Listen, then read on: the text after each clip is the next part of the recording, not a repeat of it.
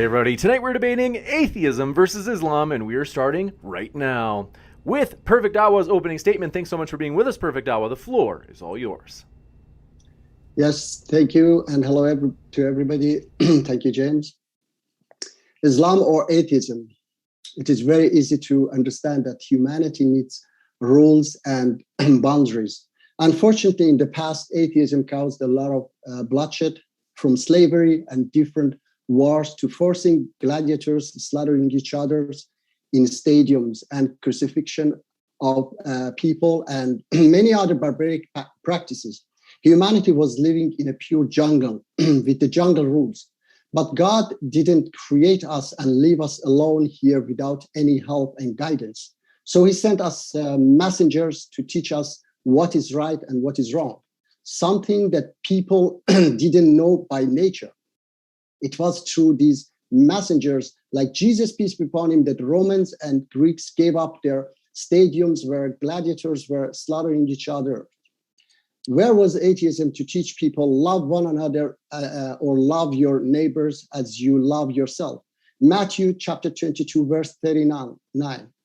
Love your neighbors as yourself. Corinthians 16, verse 14. Let all that you do be done in love. Deuteronomy 15, verse 11. For there will never cease to be poor in the land. Therefore, I command you, you shall open wide your hand to your brother, to needy, and to the poor in your land. Proverbs 14, verse 31. Whoever oppresses the poor shows contempt for their maker, but whoever is kind to the needy honors God. Quran chapter 16, verse 90. Indeed, Allah orders justice and good conduct and giving to relatives and forbids immorality and bad conduct and oppression. He admonishes you that perhaps you will be reminded. Quran chapter 15, verse 85. Indeed, the hour is approaching, so pardon those who wrong you with most graceful pardon without revenge. Quran chapter 5, verse 8. O believers, stand firm for Allah and bear true testimony. Do not let the hatred of a people lead you to injustice. Be just, that is closer to righteousness, and be mindful of Allah. Surely Allah is all aware of what you do. Where was atheism to stop Arab Bedouins from burying their daughters alive? Quran chapter 16, verse 58 and 59. And when one of them is informed of the birth of a female, his face becomes dark and he oppresses anger. He hides himself from the poor because of the because of the supposed bad news he has received. Should he keep it in humiliation or bury it in the ground? Evil indeed is their judgment. Quran chapter 81, verse 8 and 9. And when baby girls buried alive are asked for what crime they were put to death, there are many examples on which problems God has solved throughout the history that has created this civilization we have today. But is it ideal world we are living in? Don't we have problems anymore? Definitely our problems are not like in the past, thanks God, but we still have a lot of problems and we need God to teach us how to solve them. Problems such as prostitution, drugs, corruption, war, human trafficking, robbery, and many, many more problems. Why we need God for solving our existing problems? Because according to Abrahamic religion, all problems have a single source, which is the Satan. I converted to Islam because Islam taught me that Satan is nothing but the capitalist system, and by Allah's guidance, we can live in a world where we share everything with each other and love one another. No poverty, no drugs, no prostitution, and no problems at all, because the source will be gone. Humanity has only two ways to choose, the right way or the wrong way. The wrong way is the way we are living today, which is the capitalist system, or better to say, a satanic system. And the right way is equality according to Islam. That is why we Muslims are asked to face 5 times a day towards equality and ask God to show us the right way. and reject the wrong way. What do I mean with facing equality is that when we visit Mecca, we all have to dress equal so that no one is rich or poor. That is how God wants us to see us everywhere on this planet, not only in Mecca. If we choose atheism, we always have to live in this modern jungle where the strongest get the most and the weakest get the little or nothing, and we always live with all problems we are facing today. So if we choose to live in this satanic system, then we don't need God, because this satanic system is run by our animal nature. But if we choose to live in a world where everyone is equal and everyone loves one another, then we need Allah and his final command, which is march towards equality. All right, that was all I said. You got it. Thank you very much for that opening statement. With that, I want to let you know, folks, if it's your first time here at Modern Day Debate, we are a neutral channel hosting debates on science, religion, and politics. We hope you feel welcome no matter what walk of life you are from. And we've also got to tell you, as you can see at the bottom right of your screen, we have many upcoming debates this weekend. T-Jump versus newcomer Taylor, as she defends intelligent design. You don't want to miss it. Hit that subscribe button so you don't miss out on future debates. And with that, thanks so much, AP. The floor is all yours for your opening as well. Thank you so much. I don't really know how much time each one of us has, honestly, but I'll just go. So all we heard was jungle, atheism has no rules, Islam solves all the problems. I just don't understand. I don't see it. Now, Perfect Dawah or Muji here mentioned a few things like atheism brought us slavery and gladiators mercilessly killing each other, crucifixion and things like that. How did atheism bring you that? How is atheism responsible for that? How is atheism supposed to solve that problem? Atheism is not supposed to solve any such problem. Atheism is just the lack of belief in a divine being and in a religion, in an organized religion that claims to be following the laws of a supernatural being. The atrocities, as you see them, that were brought in the past were brought by different cultures and their various beliefs. The Romans, for example, were entertained by this, and they thought that they could put, humans who are strong but who are subservient to better use, and let them serve as entertainers, as gladiators who kill each other. Atheism is not supposed to come in and solve that problem. This is a societal issue, and people need to recognize that issue and move on from that through atheism or through other means. Atheism doesn't have a religious book, a book of laws, a book of doctrines and beliefs that you have to stick to and which are inefficient in solving this problem. No, an atheist can be somebody who is a communist who wants to apply state atheism, as we have seen in the past, can be somebody who is entirely secular, can be an anti-theist, against religion, can embrace religion. And atheism can go into all kinds of different beliefs and directions and political ideas.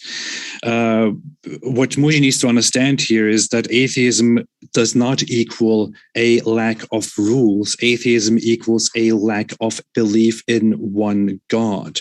So atheism can be employed in terms of belief in God while you come together as a society and figure out what is best for the society and then make laws accordingly.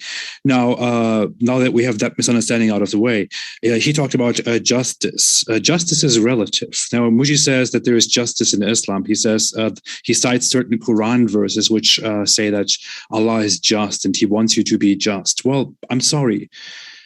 Justice alone doesn't mean anything. It is entirely relative. The word has no meaning if you don't present anything in order to demonstrate what exactly it is. I can say, hey guys, let's be just. I love justice. I am such a huge fan of justice. I am here to bring justice. Okay, but what exactly does that mean? It doesn't mean anything at all. If I cannot demonstrate what I mean by justice, what laws, what rewards, what repercussions, whatever it is that I understand from justice. When the Quran says be just, that doesn't mean anything. The Quran might believe that it is okay to kill every single human being in the world, and may believe that that is just. And you cannot oppose that. You cannot say, hey, that is not justice, because that is justice according to the Quran. So when you say the Quran is just, Islam is just, that is entirely meaningless. And we know for a fact that Islam brings things like, I don't know, slavery, animosity, oppression, inequality, and these things are just according to Islam. According to your fellow Muslim apologists who are more honest to their Islamic beliefs, I should be punished with death, for example, for my apostasy and my outspoken opposition to Islam. And that, according to them, is justice. And they think that is the ultimate justice. They are so just. Is that justice according to you too, Muji? Is that justice according to me? Definitely not. You mentioned female infanticide. People killed their children in the past. Islam somehow came to solve that problem. Yeah, female infanticide is something that happened in the past because people looked for how to survive and how to save themselves from the struggles in life. And they thought having a girl will not do anything for them. They will just suffer more. Totally misguided and terrible belief if you look at it now. But what did Islam do? Islam came and said, hey, guys, don't bury your girls. No, marry them instead. Yeah, marry them as little children instead. Make them, don't bury your girls, marry them instead. Don't bury your girls, have intercourse with them instead. I don't want to go too deep into this because it will make this stream too problematic, which is very normal since we're talking about Islam. Now, you mentioned lots of problems in the world. How did Islam solve those problems? Did it solve the problem of slavery? No.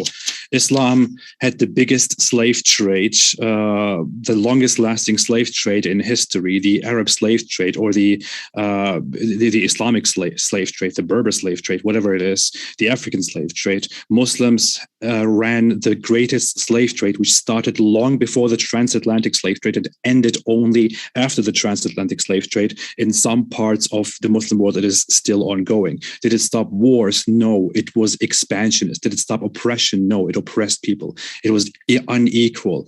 It fuels animosity. It teaches that the Muslim and the non-Muslim are not equal to each other. The Quran says that those who disbelieve are the worst of creatures. They are not equal to Muslims, and so on. In Islam, you are not equal. In Islam, Muslims are equal to each other. You are not equal to the rest of the world. That is not equality. That is not a solution to all these problems. I don't understand the whole premise here anyway. We're talking about Islam versus atheism. How are we supposed to come to the conclusion of what is better or what is the right thing? Just by what seemingly works? Shouldn't there be a truth of behind Islam? Shouldn't Islam be true and real about its truth claims before we adopt it as the perfect solution to the world? Should atheism not be demonstrated as false and Islam be demonstrated as true?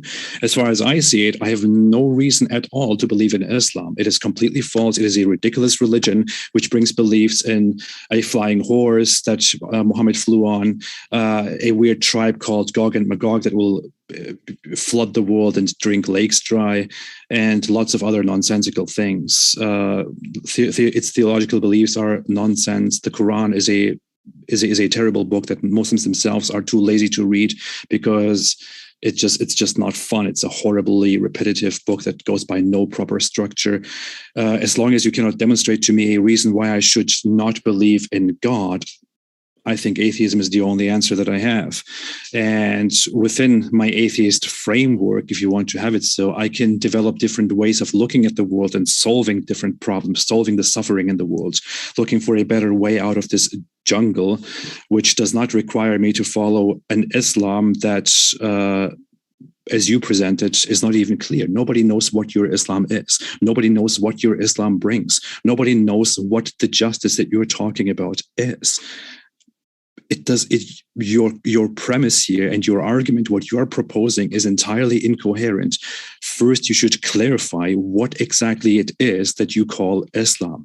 How do you demonstrate its justice? Go ahead and do that, please. That is all I want to say. Thank you.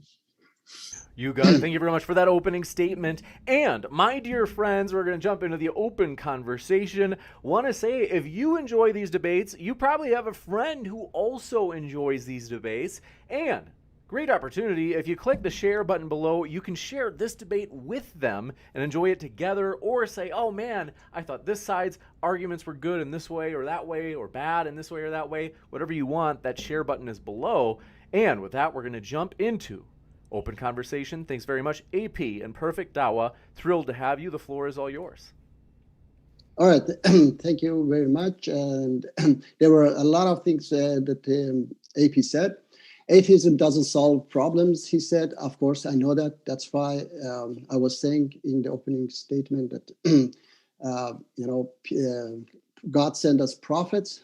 And through these prophets, he taught us that these problems have to be solved by different verses of Quran, to be just and so on, to feed the poor. So you said, AP said, tell me what is just. Just is, of course, is equality, as I said. It is not just that some people have billions of dollars and they sell drugs, tobacco, weapons, and everything to become richer, and they kill millions of people. That's not just, okay? How should Islam deal with that problem? Okay, I told you that Islam deal with that problem by getting rid of this opportunity that How? they become. How? I said equality, okay? Get rid of the system that allows you to gather. Okay, I told you. You know that how you do, you sell weapons, okay? Or you sell cigarettes, all right? And make billions of dollars and put them in the bank or whatever, all right? That's called capitalism, okay? So you have this opportunity to kill people and make billions of dollars. The solution is that you don't have this opportunity. It is very simple, AP, that it's like that, children are playing on the floor and there are several knives there, and you just say, don't play with those knives, you can cut yourself. The solution is to remove those knives. They will not cut themselves, okay? Okay, So I have two questions for you. I'm still asking you, how are you going to solve this problem? How is your Islam supposed to solve this problem? Don't tell me what the problem is. Don't tell me that you need to get rid of the problem. Tell me, how exactly do you imagine your Islam, and this is not Islam, by the way, this is your Islam, your Islam solves this problem? Okay, first of all, it's not my Islam. This is, I told you that I have said in the past, there are you have 5-6 more friends who also have the same beliefs. No, there are millions of people. Okay, there are millions of people who believe in that. Okay, so and then I will come to that as well. Who are they? Okay, anyway, how Islam is going to solve that the problem? I said that when you cannot sell the cigarettes, okay, all these tobacco companies, they will close down because they are not going to produce cigarette and give it for free. We heard that many times. How is your Islam supposed to solve that problem? If people want to sell cigarettes, what is your Islam supposed to do? Are you going to, gather them and punish them? And of course not. That's AP. That's your understanding. And ISIS and Taliban, they think that things can be solved by punishment. Okay, I told you to remove the opportunity, to remove the knife. Okay, so when they cannot sell it, you can produce it. You can give it for free. Farmers of Afghanistan, they produce 90% of the total opium of the world because it gives them more money than potatoes and tomatoes. I'm still asking you a very simple question. How do you prevent people from producing and selling cigarettes? I said, I don't know which other language I have to tell you that. When you cannot, equality means that to get rid of this capitalist system that gives you the opportunity to sell opium hundreds of dollars per kilo, okay, because it gives you more money than potatoes and tomatoes. So that's why Afghan farmers, they go for opium instead of potatoes and tomatoes. So okay, so you want to make it impossible for people to sell it. How do you do that? To get rid of the money. Is it difficult to share? No. AP, is it difficult for you to understand that if you get rid of the system, that people share everything with each other, okay, love one another, Yes, that's not how people function. You're basically arguing for communism, not for Islam. So, but the thing is, how are you supposed to implement that? I am still telling you a very simple thing and asking you a very simple question.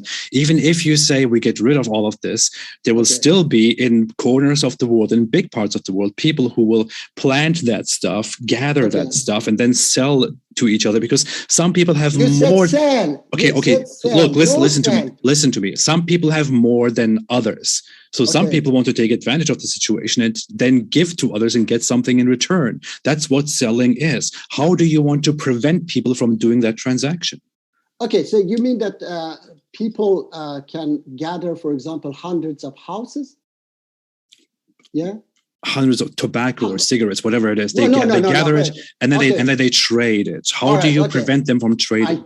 I tell you that trade is in a system that you can, for example, you can buy hundreds of houses and then rent it out or sell it. Okay, so I think it's very difficult for you to understand this, this solution, that when you cannot, then it's not possible. Money doesn't exist, okay? You cannot gather hundreds of houses because you oh my God, buy. I'm asking you a very simple question. How do you make it impossible for people to trade things? I don't care if it's possible or not in your ideal fantasy world. How do you prevent people from gathering and trading things? It doesn't matter if you abolish money, they will still trade. How do you prevent it? How do you enforce this? Yes, I'm not going to enforce it, and that's why no impulsion in religion is in Quran. There is no force in religion, okay? I'm not going to enforce it. I say that if you cannot sell it, okay? If you cannot sell, money doesn't exist. So how you are going to sell weapons? Tell me how you are going to sell weapons? Money do you think money fell from the sky? People invented money because people invented different ways of trading goods and eventually came up with the idea of creating a currency instead of just trading things against each other. If you don't enforce your way of preventing this, then people will find ways of doing this, which is why your beloved communist regimes, for example, took their iron hands and fists and enforced this in brutal ways. How is your system supposed to do that? That's why to believe in God and His religion. That's why we stand towards the equality 5 times a day, and we ask God to show me the right way. Okay, so God wants us to live in that equal world. Okay, and we have to make people to understand it, to adopt it. Okay, not by force, by talking to them, by spreading the message that God wants us to live like human beings. And as long as we live in this jungle, we will have problems. Okay, we have wars. We have this nuclear bomb over us. Okay, it's very nice. That's very cool. But I wonder why this debate is titled "Atheism versus Islam" instead of "Atheism versus Communism." What exactly are you arguing here? Okay, let me see. Okay, you say communism. Okay, of course, definitely communism has some common understanding as well. That's I'm not denying it, but this is the problem that most Muslims don't understand it. 1400 years they're standing towards Mecca. Okay, they go there, they address equality. Okay, and they say, I accept it. Okay, why God wants us to dress equal in Mecca? Can you tell me? He just orders it. Is there no reason? Is there a reason given? Can you cite me the reason? Yes, the reason. Yes, I told you that the reason is that God wants us all to live equal. Okay, that's not what I asked. Can you cite it to me? Can you give me a source for the reason of that? Source is that Satan is the source of all bad deeds. Okay. No, can you cite me a Quran verse or a hadith or something which says that this is the reason, so that there's equality between all of you, all the humans. That's why you're supposed to dress all the same. Yes. There is no such a verse, okay, but you have to understand it, okay. You have to understand that from Quran, from the concept of Mahdi, that Mahdi will come and establish absolute justice on this planet. From the verses of Quran that Satan asked Allah, give me time until the resurrection day, okay, so that I fool people. God told him, no, I'm not going to give you until that time. You have a limited time, okay? So according to Quran, Satan is going to go away a time while we are living on this planet, and Satan is the source of all problems. That's why with the dress of equality, we reject the Satan in Mecca. When we go there, we reject it. First, we dress equal, no poor, no rich. We say, I accept it. Then we reject the opposite of equality, which is Satan. And there are okay. so You told me, you basically said that there is no verse, which of course I expected, but you need to understand it that way. What that is called is reading into something, because you're not giving me ideas that are actually present in your beliefs. You're simply interpreting them as you wish, and you are interpreting Islamic beliefs and doctrines in a way that 99% of Muslims do not understand and interpret them. 99% of Muslims who go to Mecca, who go to the Hajj, who circle the cube, they do not believe that we should get rid of money, all humans should be equal, we should be, we should be loving each other, and we are living in a jungle and this and that. No Muslim believes in these things. You and your 2 or 3 friends believe in that stuff. I'm sorry for misrepresenting. Maybe 1,000 other more people believe in that stuff. Yes. 99% of Muslims do not believe in that stuff. Where in the Quran do you get the idea that money should be abolished, that all humans must be equal, and so on? You can't even go to the Quran and tell me that it says that there will be a Mahdi who will free the humans from oppression and all that. No, that's also not in the Quran.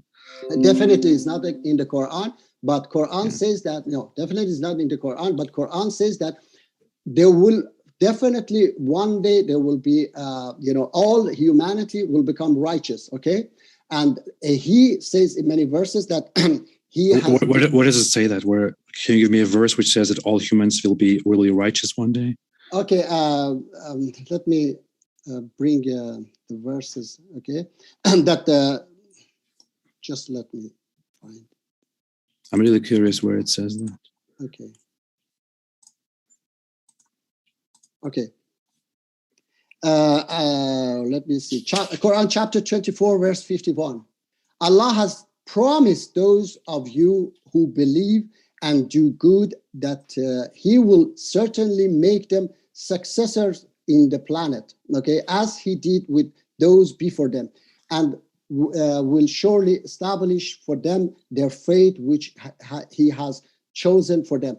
What was your claim about this Quran verse? What was your claim? What it says? You claimed that it says that one day people will become righteous. That's what you claimed. But but here now you're reading the Quran verse, which says that believers should just say we hear and we obey, and they will become successful. That's it. Okay. It says nothing remotely close to what you just claimed. Okay, the verse, unfortunately, I don't have it now, but the verse exists, and there is no such verse. I'm sorry, there is no such verse. Chapter 28, verse 5. And we wanted to confer favor upon those who were oppressed on the earth, and make them leaders and make them inheritors. So Quran promises the oppressed one to rule and inherit. By the way, this oppressed means, says mustazafin. Mustazafin means the poor, the lower level of the, for example, today we know that 1% of the world. Okay, so I'm sorry, you're digressing right now again. The verse that you cited merely says that Allah promised to those who were oppressed in the land, referring to the Hebrew people under the Pharaoh, that they will become leaders and will inherit the land one day. That's all it says. Does it say anywhere that people one day will all become righteous? No, it doesn't. No. I told you that, unfortunately, I don't have the verse right now. There is no such verse. I'm sorry, there is no such verse. If there will be another debate, I will bring it for you, okay? But I know will be that waiting the verse, forever. Okay. I know that the verse exists, and this verse that I have told you is not just about, people of the Jews or whatever you say. It's about oppressed. If it is a promise, okay, that just for one, let me see. If it is a promise for just a limited people, okay, then how about the entire humanity? No, it is a promise for all humanity that oppressed will one day rule and inherit the planet. It's not about a piece of land, the planet. Mm-hmm. So that day that oppressed, because there are 2 levels, two classes in Islam: oppressed and oppressor, mustazafin and mustakbirin. Okay, so when the mustazafin, the oppressed, will rule and inherit the planet, it doesn't mean that there will be again oppressed and oppressor.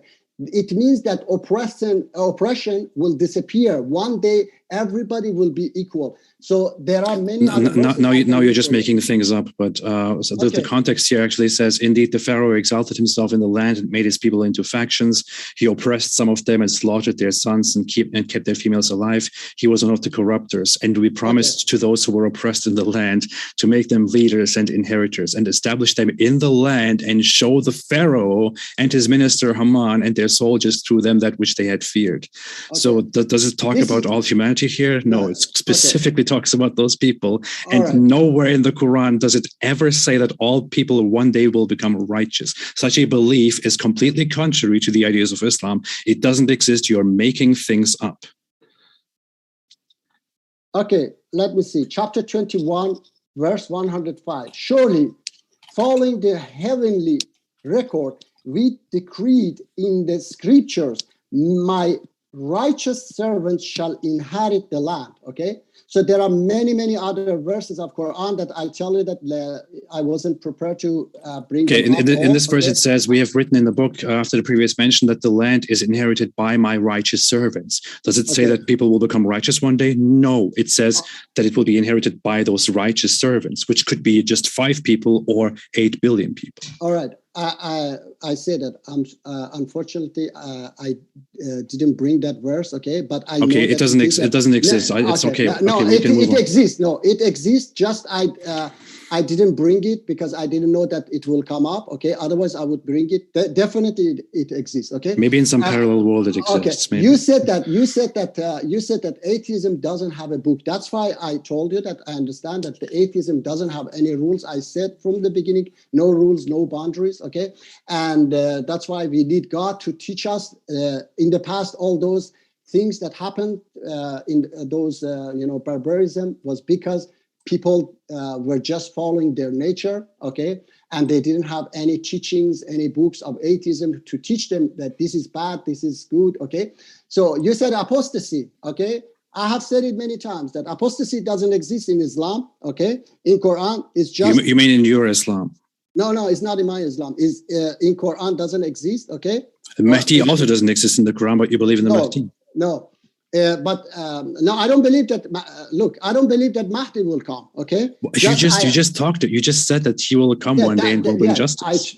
That's in all according all Abrahamic religion. We have a Messiah. This is a message that one day, okay, there is a way out of this oppression. It doesn't mean that God, I have said it many times to be for people as well. It doesn't mean that God is going to send us a Superman who is going to save us. There is already the Messiah. There is people have the Messiah. The Jews have the Messiah or the Messianic beliefs. Christians have the Messiah. Yes. Islam has the Messiah. Where exactly do you take your Mahdi from? You say that apostasy is not in the Quran, therefore it doesn't exist. But you talk about the Mahdi, which also does not exist in the Quran at all. All right. I said that Mahdi is just a message, okay? And it goes in line. I'm not saying that somebody will come. It goes in line with those verses of Quran. Okay, I don't care if it's somebody who will come or not. You believe in it, but it doesn't exist in the Quran. Yeah, I believe that one day the world will be filled with justice, okay? And oppression will disappear, okay? But who bring that is not that Superman called Mahdi who will come and save the humanity. It's us. Quran tells us that one day and the source will disappear. As I said, the Satan, which is the source, will disappear. And the world will be filled with justice and equality. Okay, it's very cute that you believe in such things, but others also believe that Muhammad said that we should kill those who leave their religion, and they based that belief on multiple reports, which they verify through hadith studies, and thereby conclude that Muhammad must have said it. He must have said, "Kill those who change their religion," which is why most Muslims adhere to an Islamic jurisprudential system which rules that apostates like myself are to be put to death, that gay people are to be put to death, that you should fight those who don't believe in Islam and who don't adopt the true beliefs of Islam, that the non-Muslims, the disbelievers are the worst of creatures, and so on. Some of these are things that are actually mentioned in the Quran. So All right. it looks to me like you're really cherry picking whether you want to believe in something or not, regardless if it is in these sources or not. Okay. You said many things. Okay, let me tell you that you said that because you said that because somebody said it, that you unfortunately you believe in every trash you get. Okay, you believe in that. All right. Without thinking. Clearly, I don't see. All right, no. Let me. Example here. Okay, yeah. Let me give you an example. Okay, let me give you an example, if I may.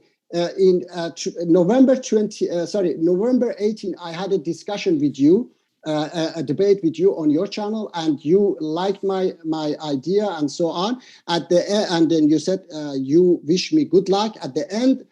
Your good friend Susanna wrote that I'm supporting a terrorist organization, and then I explained for you 2 minutes. You said, "Okay, I have to check it myself."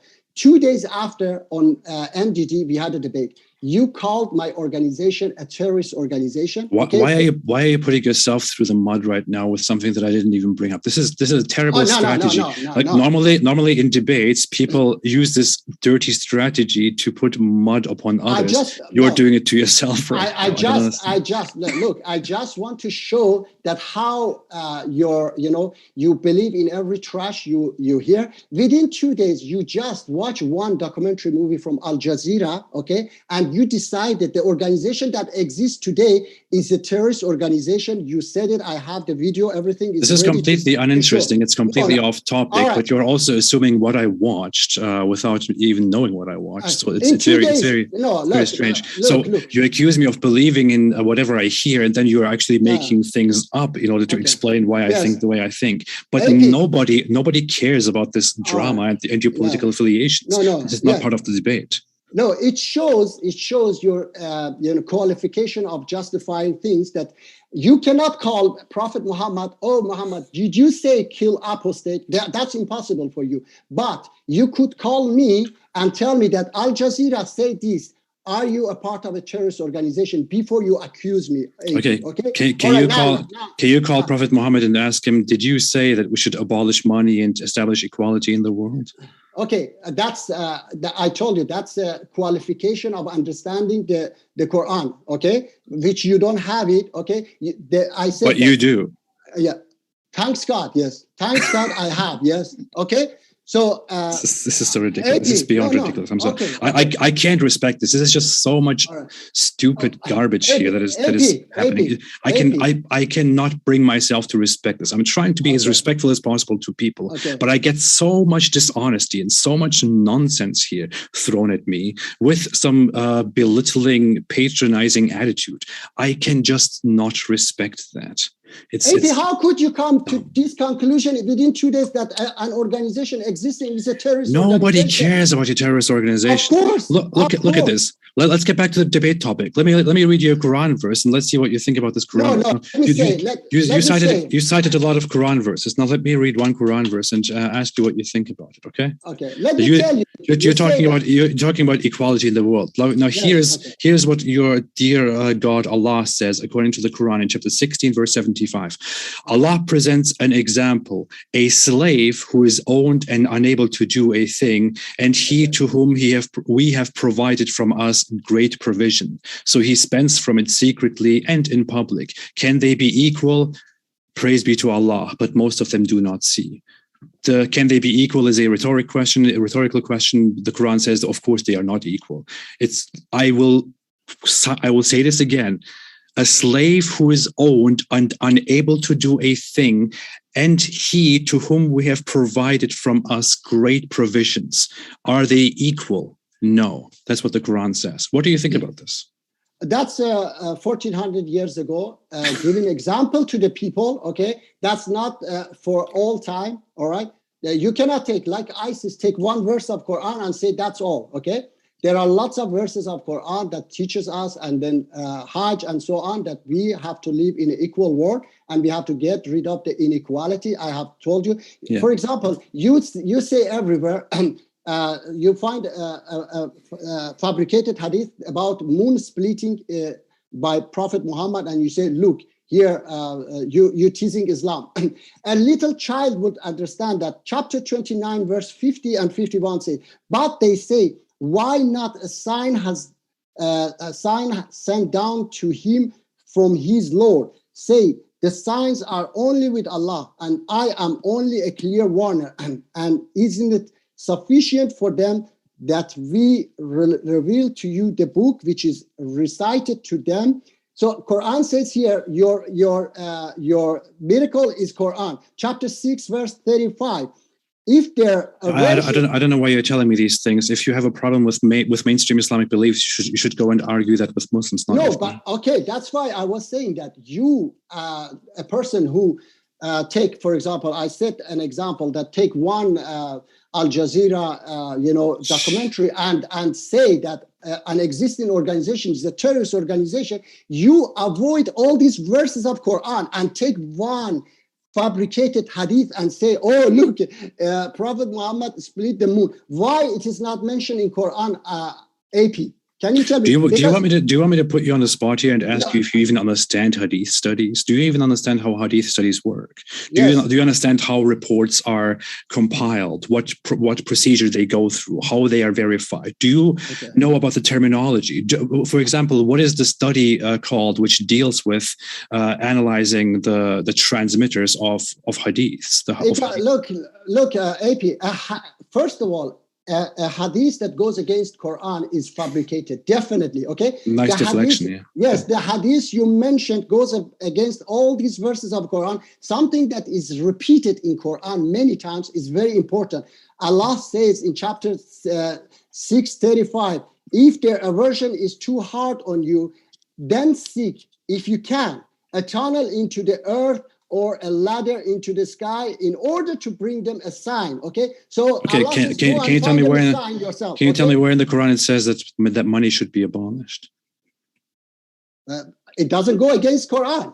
Okay, I told you that. Yes, I told you. So it's something that just doesn't go against the Quran, but it's not something that the Quran actually brings, right? No, it doesn't bring it. No, it even clearly goes against the idea here that a slave and somebody who is given a lot of things are not equal to each other. There are many other versions that I can cite to you which speak of some people are given more provision than others. But according to you, Islam preaches complete equality, which, however, goes against these Quran verses. So I don't really understand how you think that is consistent. Let me tell you, Quran says the interest is haram, forbidden. Okay, so tell me, which capitalist system can survive without interest? You don't even have the word interest. You have the word riba there, which is a system that is not really equal to interest. No, it is interest. That's why when I was in an Islamic bank and said, how much is my interest? They said, no, we say profit, okay? Because they cannot use the word interest because interest is haram. Yes. Yeah. So they go around. Islamic banking goes around it in different ways. Yes, exactly. Because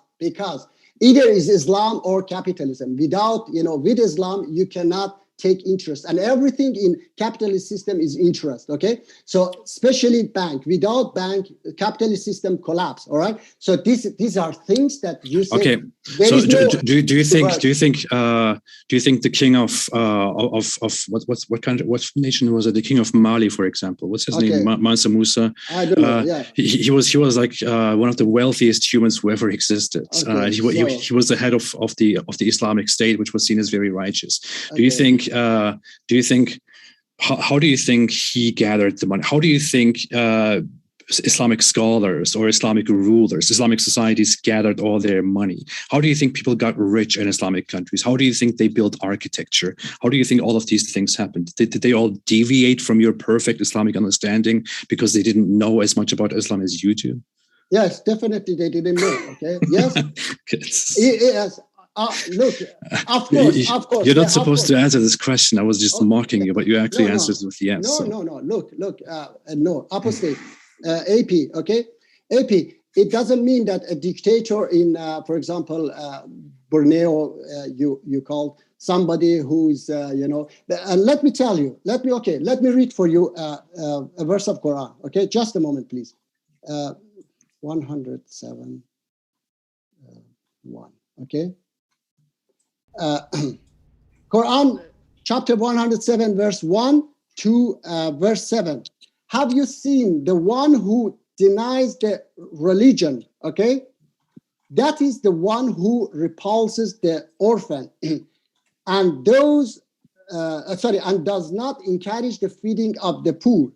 So woe to those who pray, yet are not mindful of their prayers, those who only show off, okay, and refuses to give even the simplest aid, okay? So Allah say woe to those which you said now, okay, that gather billions of dollars. And no, it doesn't. It doesn't say that anywhere here. Okay, it said it doesn't. It doesn't say that anywhere here. It doesn't say anywhere woe to those who gather wealth and thousands of dollars. What it says here, woe to those who don't take care of the orphans, yes, and who don't feed the poor, and who don't give charity. Do you think? Okay. Do you think giving charity means abolishing capitalism? No, I didn't say that that means abolishing capitalism. I'm saying that you mentioned them as Muslims, okay? And you said that they didn't understand. If they understood, then they would give up all their money to the poor and take care of them. Where do you find here that it says give up all your money and help the poor?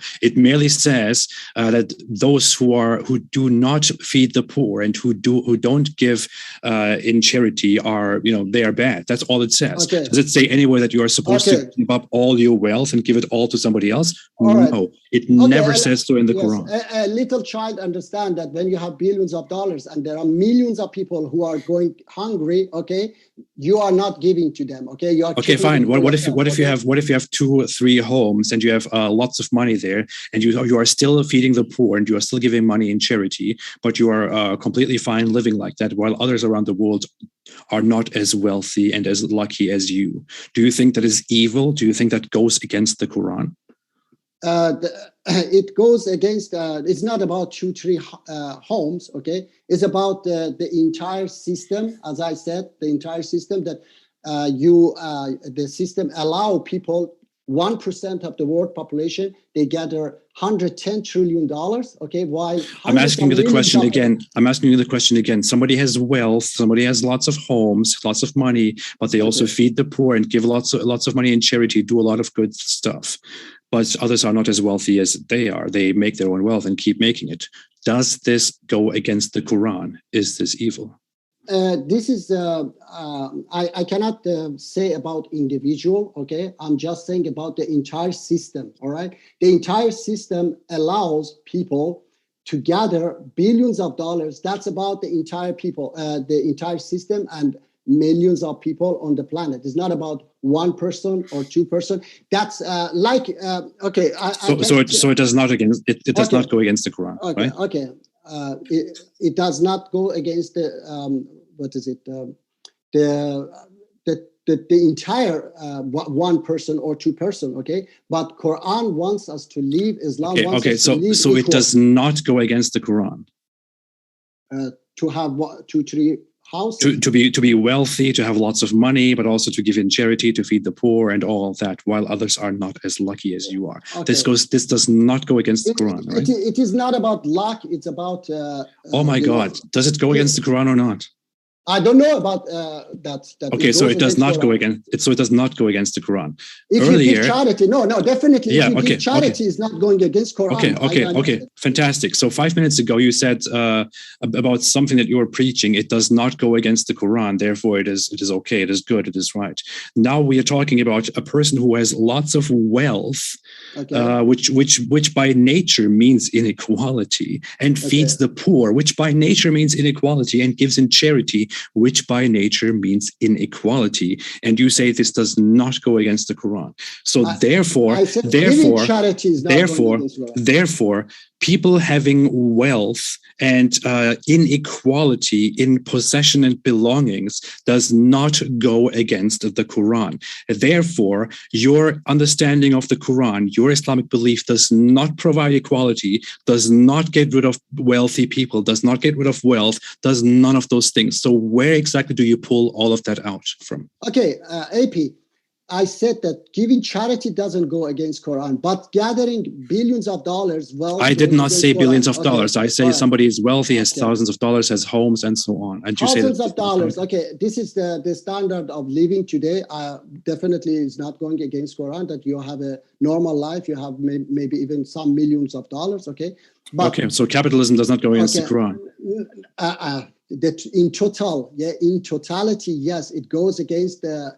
Allah doesn't want us to live unequal, okay? I told you that tell me why we are dressing. You said that you don't know. That's why I said I want to have a debate with a Muslim, okay? To ask him why we are dressing equal in Mecca. Can you tell me? I don't care about that. Why do you change the topic right now? No, because you say that Islam doesn't. I'm completely dumbfounded. No, where are we going with this? You say equality. No, you say Islam doesn't say equality. I'm just wondering about one thing. You just read the Quran verses in which it says taking care of the orphan, feeding the poor, and giving in charity. Yes. If in your ideal Islamic world everyone is equal and there are no possessions and no money, then. Okay. Who exactly is poor, and who exactly do people give charity to, and what kind of charity do they give to these fantasy poor people who don't exist in your fantasy world? Okay, that's why you don't understand that certain verses of Quran is for the time being. Okay, not of course, whenever it's convenient, it's just for the time being. Yeah, convenient. Yeah, there were many verses of Quran which were abrogated by Prophet Muhammad because they were old for the time. Okay, It was fine for before that, but later it was old. So Prophet Muhammad abrogated them. So these verses. Can you tell me where in the Quran or in Muhammad's words it says that this concept here was just for the time and it's abrogated? Okay, it's not. We have this system of ijtihad in Islam. If you don't know. Mujtahideen. I know very well, and I cannot find 2 or 3 scholars who say that this is just for the time. No, I said that. So you're just making up another stuff as you go. You just made up another thing to suit your story. Okay, just because you haven't seen or heard such scholars who say it doesn't mean they don't exist, Radwan. Maybe you have a friend. Okay, that's fine. I'm sorry. I don't. Yeah. It's not a friend. It's not a friend. Scholar which has millions of followers. Okay, they also say that.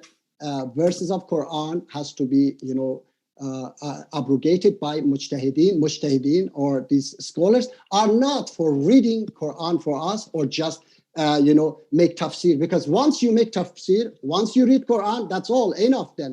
Why we need these scholars? Because the scholars have to tell us, for example, there is the verse of Quran that say, let me say, Radwan, the verses of Quran that says how to fast. Do you know how to fast in Quran? How is the ruling for fasting? It's not explained in the Quran, yeah.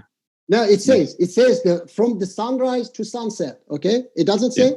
Yeah. It doesn't give you all the details exactly. No, but it says from sunrise. How to fast. Yeah, sure. From it doesn't give you all the details of how to pray and when to pray either. So. No, yeah, it says from sunrise to sunset you have to fast. Okay, during daytime So when we come to the North Sweden, okay, the scholars who don't understand, then they get stuck because in North Sweden, okay, in summer, 24 hours is day. So that verse of Quran has to be changed here. It cannot be followed in North Sweden. So that's why those who say that, no, it is forever and everywhere, they don't understand such a thing. Okay. Okay. So there are 2 things that you can come to here in this case.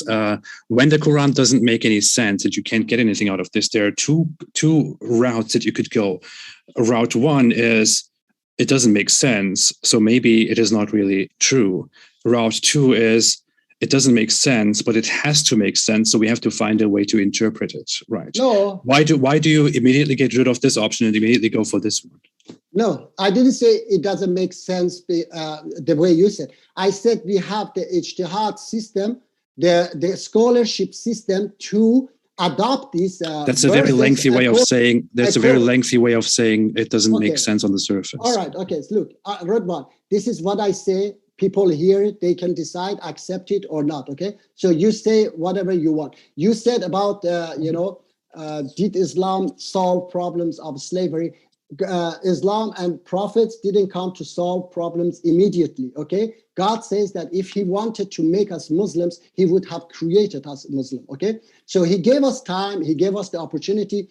The problem's supposed to be solved, slowly, by we getting, righteous. That's a good topic. Can you give me your source from the Quran or the Hadith or something which says that slavery is evil and should be abolished? Yes. Okay. Slavery is evil. Evil and should be abolished. Yeah. Let me see. Is your Islamic scholar's name by any chance Karl Marx? I'm just wondering.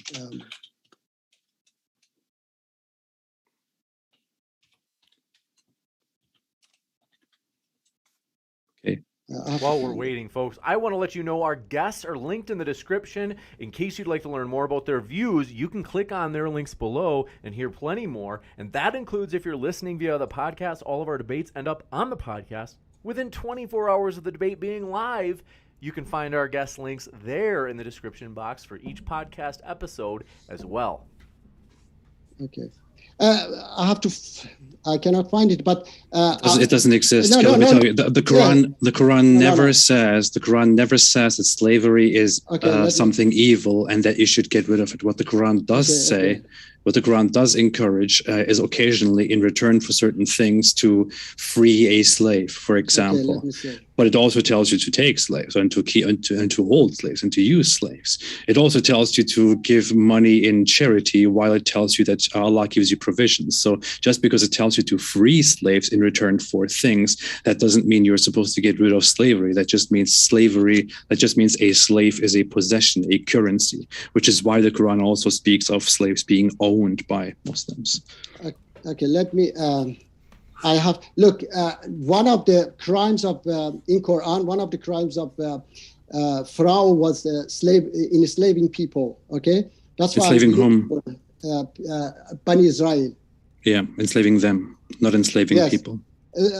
Slavery was a crime. Okay. So Muhammad committed a crime too, then, I guess. No. Okay. Let me. Okay. Don't try. There is no Quran verse which says that slavery is evil. Chapter 26, verse 22. Moses said, "Is this a favor of which you remind me that you have enslaved the children of Israel?" Okay, these are enslaved whom? Can you say that again? Israel, okay. So did you have enslaved the children of Israel? So slavery was a crime. Okay, by Pharaoh. Okay, so Pharaoh said. Chapter 7, verse 127. We will slaughter their sons and keep their women alive. Indeed, we are subjecting them. Okay. So that many other verses. They said it is. Let me see. Okay. So the Quran says. Chapter 23, verse 47. They said, "Should we believe to men like ourselves while their people are enslaved for us?" Okay, so these are many verses as well. Okay. So all you brought to me as a crime. I asked you if there is a Quran verse which says that slavery is evil and that it should be abolished. You have not brought me such a thing. All you have brought to me is that the Pharaoh apparently enslaved the children of Israel, and this is bad. He should not have done that. Now let me give you something to the contrary. Quran chapter 24, verse 32. Marry such of you who are solitary and pious of your slaves and your maid servants. If a faithful slave girl is better than an idolatrous, Quran 2 verse 221. A faithful slave is better than an idolater. It says in chapter 4, verse 24, also prohibited are women who are already married, except those whom your right hand possesses, which is Islamic slang for slaves or servants. And those who guard their chastity, Quran chapter 70, verse 30, except with their wives and the captives whom their right hands possess. And so on. And as I read to you earlier, is the slave and the owner, whom we have given provisions equal to each other? Of course they are not. So the Quran speaks positively and approvingly, at least in tolerance of slavery, and never calls it evil, never says that it should be abolished. Okay. There you go. Yes, I said from beginning, God didn't meant to solve all problems immediately. Otherwise, He would create us. He says in Quran, Muslims, and that's why He sent us prophets one by one to teach us slowly, and it didn't meant to abolish slavery right away, because it wasn't possible. It's like I've said many times to people that it's like today we know that fossil fuel is bad for humanity, for environment, but we cannot stop it. We cannot totally get rid of it. That's why we try to create different ways, for example, putting tax and so on it. And how did we come to the conclusion that fossil fuel is bad and that we should decrease the use of it by putting taxes on it? Did Islam tell us that? I gave you an example that slavery wasn't possible at that time. I know. I'm just asking about your example. Yes. How did we come to the conclusion that Islam tell us that, or did we come to that conclusion by ourselves? We came to this conclusion definitely ourselves, but so secularly with atheism. Yeah. No, I said this from beginning. This civilization we have today is because of the teachings of God. Abrahamic religion that has taught us until now. For example, I was going to ask you, give you an example that there is a nation, I'm not going to name them, in the East, that Far East, that they cook dogs alive. They boil different, animals alive. Okay. You could have just said it. No. Okay. Yes, people know that. Okay, but the same nation, they have 50 million people. Okay, who are Muslims, they don't do such a brutality. So we need God to teach us that these things are bad. In nature, we don't understand it ourselves, okay? So whatever we have today is because of Abrahamic religion, all right? Otherwise, they would also understand that this is... I would lovingly go into the ethics behind eating different animals and not eating other animals, which you can, by the way, never, ever justify and back up in a reasonable way with your Islamic beliefs.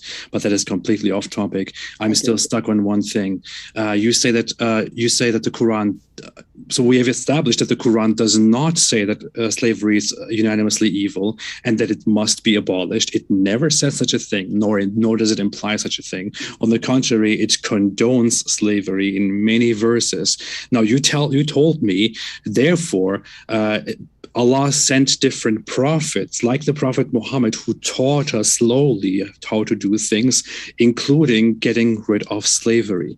This implies that Islam told you to get rid of slavery over time. Now, where does it say that? Does it say that in the Quran?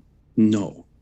Okay, the Quran says definitely in many verses that the punishment of this and that is to free slaves, okay? And those who understand it, like those verses I read for you, that slavery is a crime, but it was a crime by Pharaoh. It was condemned by God, okay? So that wasn't abolished right away, I told you, because it was too early, it wasn't possible. And you said that Quran says that fight disbelievers. By the way, you said you're changing the topic way too quickly. We have already established that the Quran only refers to the acts of the Pharaoh as evil, as atrocities. It never unanimously declares that slavery is evil. It condones slavery, and according to the historical consensus, Muslims had slavery from the very beginning until today's time. All right. Yeah, Muslims, there's no reason for you. There is no reason for us to ever think that Islam attempted to get rid of slavery. And we have also established that saying free slaves in return for certain sins does not mean that slavery is bad and they should get rid of it.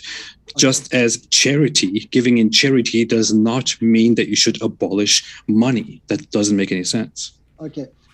Muslims were killing even each other. Okay, that doesn't mean that it was Islamic. Like even Prophet's companion, they were fighting each other, which Quran condemned it. Okay, so what Muslims were doing is not you cannot say that this is Islam because Muslims did this and that. Okay, there are ISIS do a lot of terrible bad deeds today. I'm not saying this is Islam because Muslims did it. I'm saying that there is no evidence. There is no reason for us to conclude that this is not Islam. I gave my evidences, and that's up to an individual to understand that when it is crime for for Frau to do something, then it's crime for everybody. Okay, so let's go to disbelief. From where you James, how much time do we have? Okay, only got about a few minutes before we go into the Q&A. Okay. Can we do like maybe closing speeches or something? If you guys would prefer. No, Redwan, let me ask you, where in Quran said go and kill disbelievers? You said that Quran said disbelievers. Oh yeah, sure. It says in Quran chapter 9 verse 29. I love that verse. I love citing that verse. Right. It says exactly in these words in Quran chapter 9 verse 29. Fight those who do not believe in Allah or in the last day, and who do not consider unlawful what Allah and His Messenger have made unlawful, and who do not adopt the religion of truth from those who were given the scripture. This is a poorly worded, it's from among those who were given the scripture, until they give the jizya willingly while they are humbled. So the command is to fight those who don't believe in Allah and His Messenger, if they don't adopt the true religion, until they pay you protection money. Okay, let me I said from beginning that like ISIS and Taliban take one verse of Quran and say that this is, this is all, okay? Chapter 16, verse 83 says, they recognize the favor of Allah. They denied. Who are they? Can you tell me, Redwan? Who are they? You tell me. You were reading. Okay, something. It says they recognize the disbelievers. The favor of Allah. Exactly, disbelievers, yeah? Then they denied. And most of them are kafir, okay? Why not all of them? If disbelief is kufr, then why not all of them are kafir? Chapter 98, verse 1. Those who commit kufr among the people of the scripture and the polytheists did not give up their kufr until there came to them clear evidence. So if people of the book are kafir according to you and according ISIS and Taliban, okay? If according to you they are kafir, then why among them are kafir? Okay, not all of them. Because it speaks about those who deny Allah's favors and says that most of them are kafir. In the first verse that you cited, the context of the first verse is explicitly that Allah creates people for worship, but then He gives them favors, and they do not recognize His favors, and they do not appreciate it because they are kafir and they do not know. So they are kafir. What are you getting at here? Yeah. Okay. Let me see. Chapter 2, verse 34. Because they say that this is disbelief. Chapter 2, verse 34. When we told the angel bow down before Adam, they all bowed, but not Iblis, who refused and was arrogant, and he became a kafir. Yeah. Satan, how he could become kafir if kufr is disbelief, then how, when he was talking to Allah, he was serving Allah? Because he denied Allah. Because he denied Allah. This is a very simple. Because he denied belief in Allah. This is a very simple Islamic concept. Every single Muslim who is here in the chat will agree with me here and know that this is a very simple concept in Islam. A kafir is not somebody who does not know or believe in the existence of Allah. A kafir is by definition somebody who rejects Islam, who rejects the belief in Allah, including those who know that Islam is true, who know that Allah Allah exists, this is an Islamic claim mentioned in the Quran many times, who know that Allah exists, but they deny it knowingly, including those people are a kafir, and they are horrible people according to Islam. Every single Muslim here in the chat knows about this. Okay, maybe I'm exaggerating. Maybe there are two or three people who don't know. Maybe there are 2 or 3 people who don't know about that. But this is a very simple Islamic concept.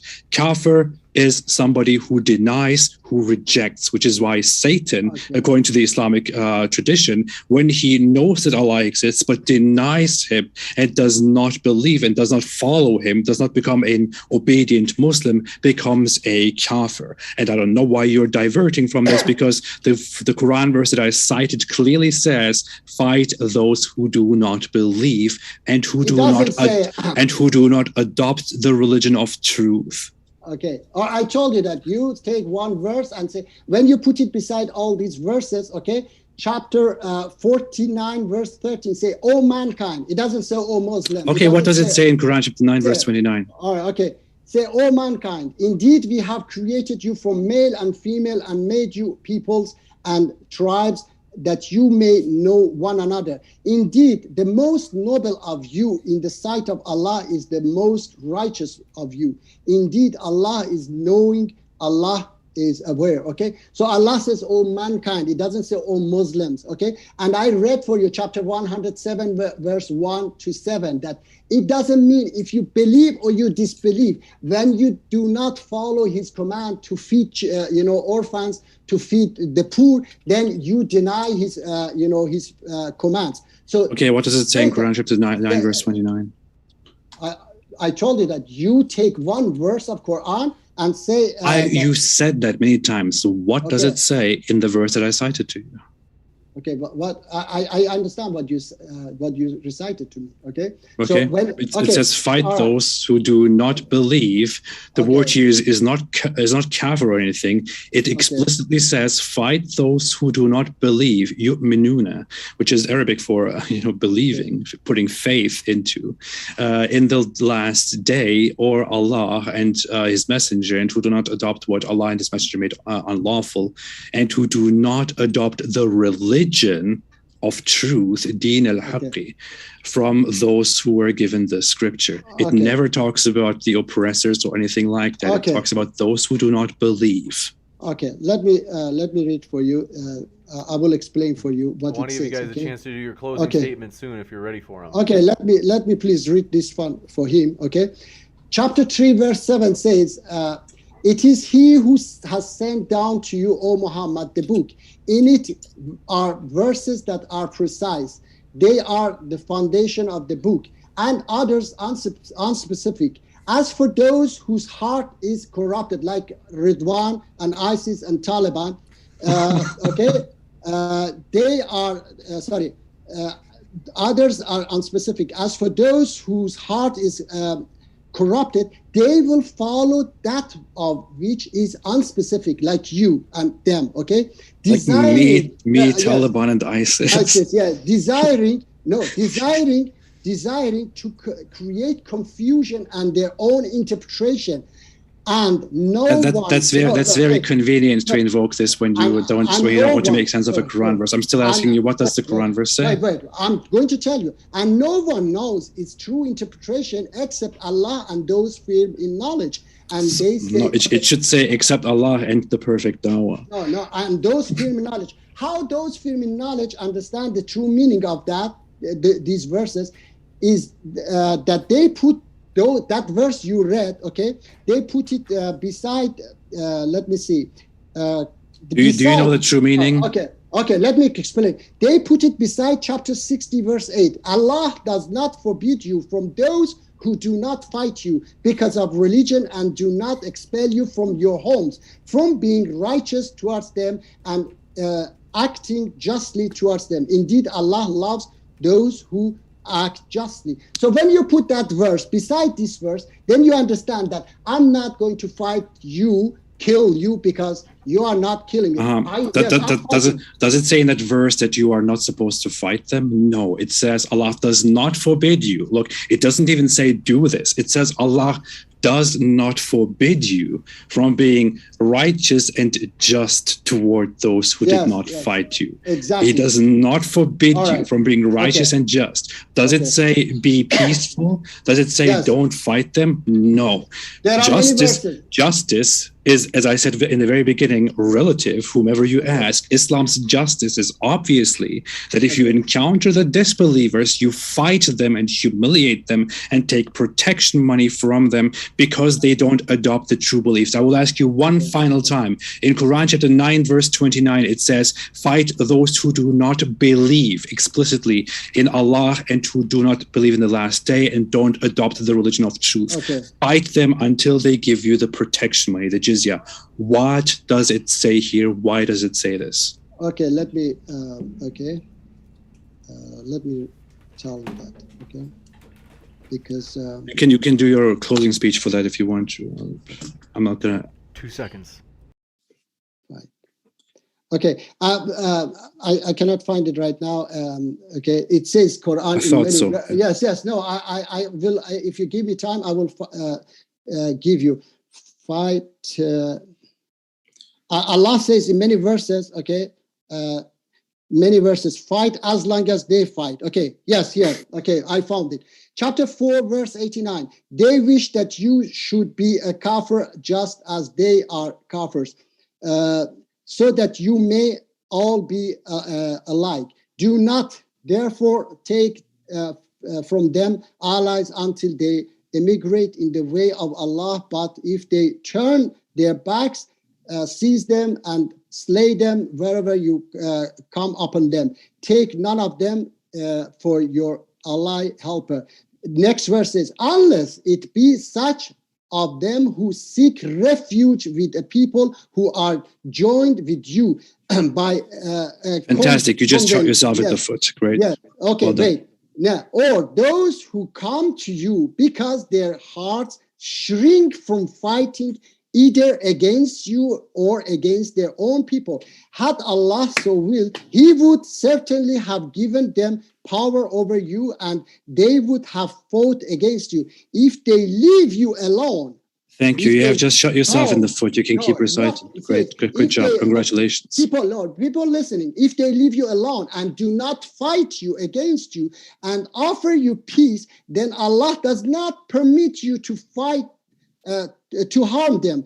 Chapter 4, next verse also says that 491. You will find others who wish to obtain security from you and obtain security from their people.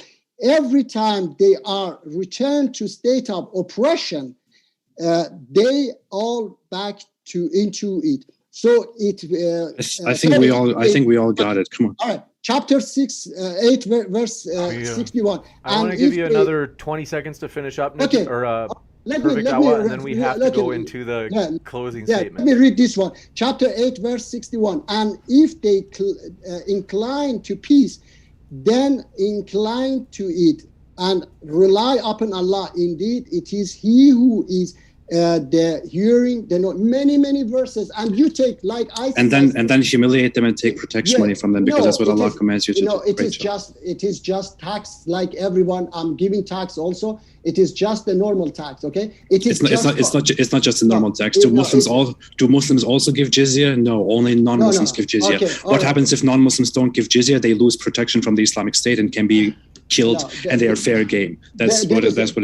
Thank you for this. Great job. Well done. Let's go to the closing speeches, please. All right. But we're gonna jump into. Yes. I want to give you each 5 minutes. We had, if I remember, I just need 1 minute. You got it. If I remember right, Perfect Dawah, you started at the very start, and so we'll give you a chance to start with the closings as well. 5 minutes, and then we'll go over to Apostate Prophet for 5 minutes, followed by Q&A. So folks, if you happen to have a question, we do have a pretty good long list, so we want to make our Q&A short and pithy. So we can't guarantee we'll get through new questions, but we're going to move through there as fast as possible. And with that, Perfect Dawah, the floor is all yours. Okay, I would like to say that as I said, he just take every trash he hear different fabricated hadiths. He just use them because he like to demonizing Islam and Muslims. And as I said, it is difficult, definitely, for somebody like him to understand such a vast, difficult subject when he doesn't understand that simple thing that in 21st century, he doesn't judge an existing organization. And I would give you this opportunity, AP, that you bring along with you your friend,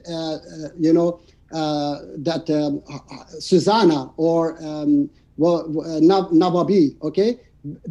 Along with them, you can sit in your channel and prove me that my organization is a terrorist organization. If you can't do that, then I can understand that you don't just take every rubbish and demonize Islam, okay? Because somebody who cannot understand this simple thing that in 21st century, you could at least ask me, Muji, what do you think about this, documentary Al Jazeera has made, okay? So that I would give you the proof, the evidence that they are just made up by Iranian fascist regime. And by the way, Al Jazeera is a state government, Qatar state government,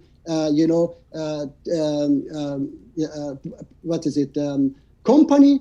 And Qatar is an ally country to Iranian regime that is even under sanction, but by Saudi Arabia, UAE, and Egypt and Bahrain because of its close, ties with Iran. And you take that rubbish, report against, and you say, we know that your organization is a terrorist organization. How do you know in 21st century that a great organization that is fighting against the godfather of international terrorism is a terrorist organization?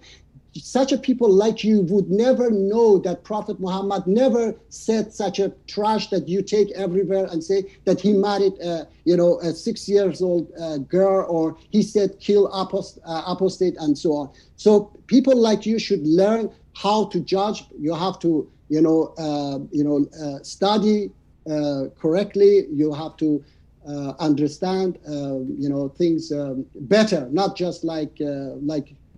Say that, oh, okay, I see this evidence is enough for me. All right. You got it. Thank you very much for that closing. We'll kick it over to AP as well for his. Floor is all yours. Thank you so much. I don't think anybody really cared about most of that part about the organization, but I appreciate your closing speech. Thanks everyone for this opportunity. I think it's very obvious what's going on here. The Quran is not a hard book to understand. It's not hard to understand. Islam is not difficult to understand. It is all very simple, which is why very simple people with very simple minds in the 7th century in a very simple region followed it and understood it and applied it with all brutality by declaring war and expanding with brutalities, with atrocities, and thereby making it the religion that grew almost exclusively through warfare, through expansion. Most of the Muslims that exist today in the world are Muslims because their ancestors at some point were brutally conquered and subjugated and subdued by Muslims, by the Islamic religion and doctrine. The Quran is not hard to understand. It's very simple. We have demonstrated today as well that the Quran clearly and explicitly says that Muslims are supposed to fight those who do not believe in Allah and the last day, who do not believe in Muhammad, and who do not adopt the Islamic religion. It very clearly and explicitly says so in chapter 9, verse 29. And Muji here has repeatedly refused to comment on that and repeatedly refused to explain to us what in the world that means. It does not talk about oppressors. It talks about those who don't believe explicitly and literally. That is what Islam is. That's how Islam spread. Islam commanded throughout its history, because it commands so in the book, in its scripture, that you fight those who don't believe in Islam and you subjugate them and take protection money from them. If they don't give you the protection money, if they don't become your subjects, then they are to be fought and killed and enslaved. This is not something that I'm just coming up with, that I'm saying. You will find many people in our time. I posted many videos of those scholars, many people in our time who will say the exact same things. And those people, by the way, are not part of ISIS or Taliban or whatever it is. They are just the regular Muslim scholars and apologists who actually know what they're talking about. We're going to jump into the Q&A. Just like that in the past, there were also scholars who explicitly said that it is the Islamic community's mission to establish a caliphate and to spread Islam by preaching or by force. There is no reason to follow this barbaric religion. Its claims are nonsense. Its politics bring suffering and nothing else. I'm sad that we didn't talk about atheism versus Islam at all, because Islam is just too much bad stuff to talk about. Thank you. We're going to jump into the Q&A. Want to remind you folks, our guests are linked in the description box below. And interestingly, we're doing a poll. 7% of the people watching right now, there's about 588. So popular debate for sure.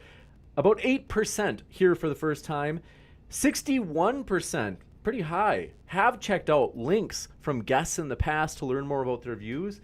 And only 32% said no, that they have not. So really, we have our guest links in the description. You can learn more about their views. Those links are waiting there right now for you folks, as we really do appreciate our guests. They're the lifeblood of the channel. They make it fun here. And let's jump into the Q&A. You guys make it fun as well. We appreciate all of your questions. Thanks for your support of the channel. One way you can do that as well is hitting that like button, for real. That will make it so that this debate will be seen by more people, as the YouTube algorithm is influenced by how many likes a video gets. Dave Daliafor, thanks for your kind words. Says, we love James. I appreciate your support. Dave Molly Atat says, yes, we do.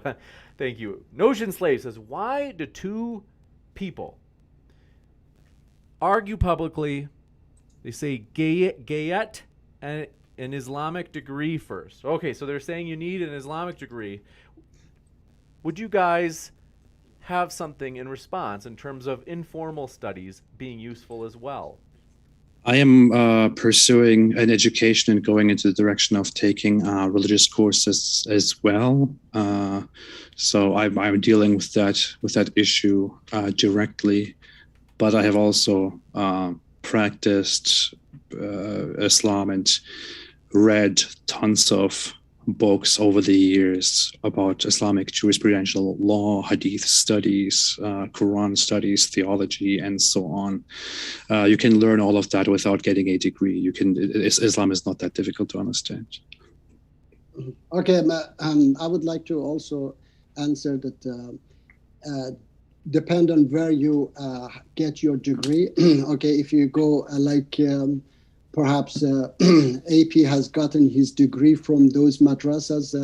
Taliban, they have because you exactly like them take one verse of Quran and ignore all other verses of Quran that says do not fight those who do not fight you, and you take just one verse and say that okay, that's all. Okay, it's exactly what they do.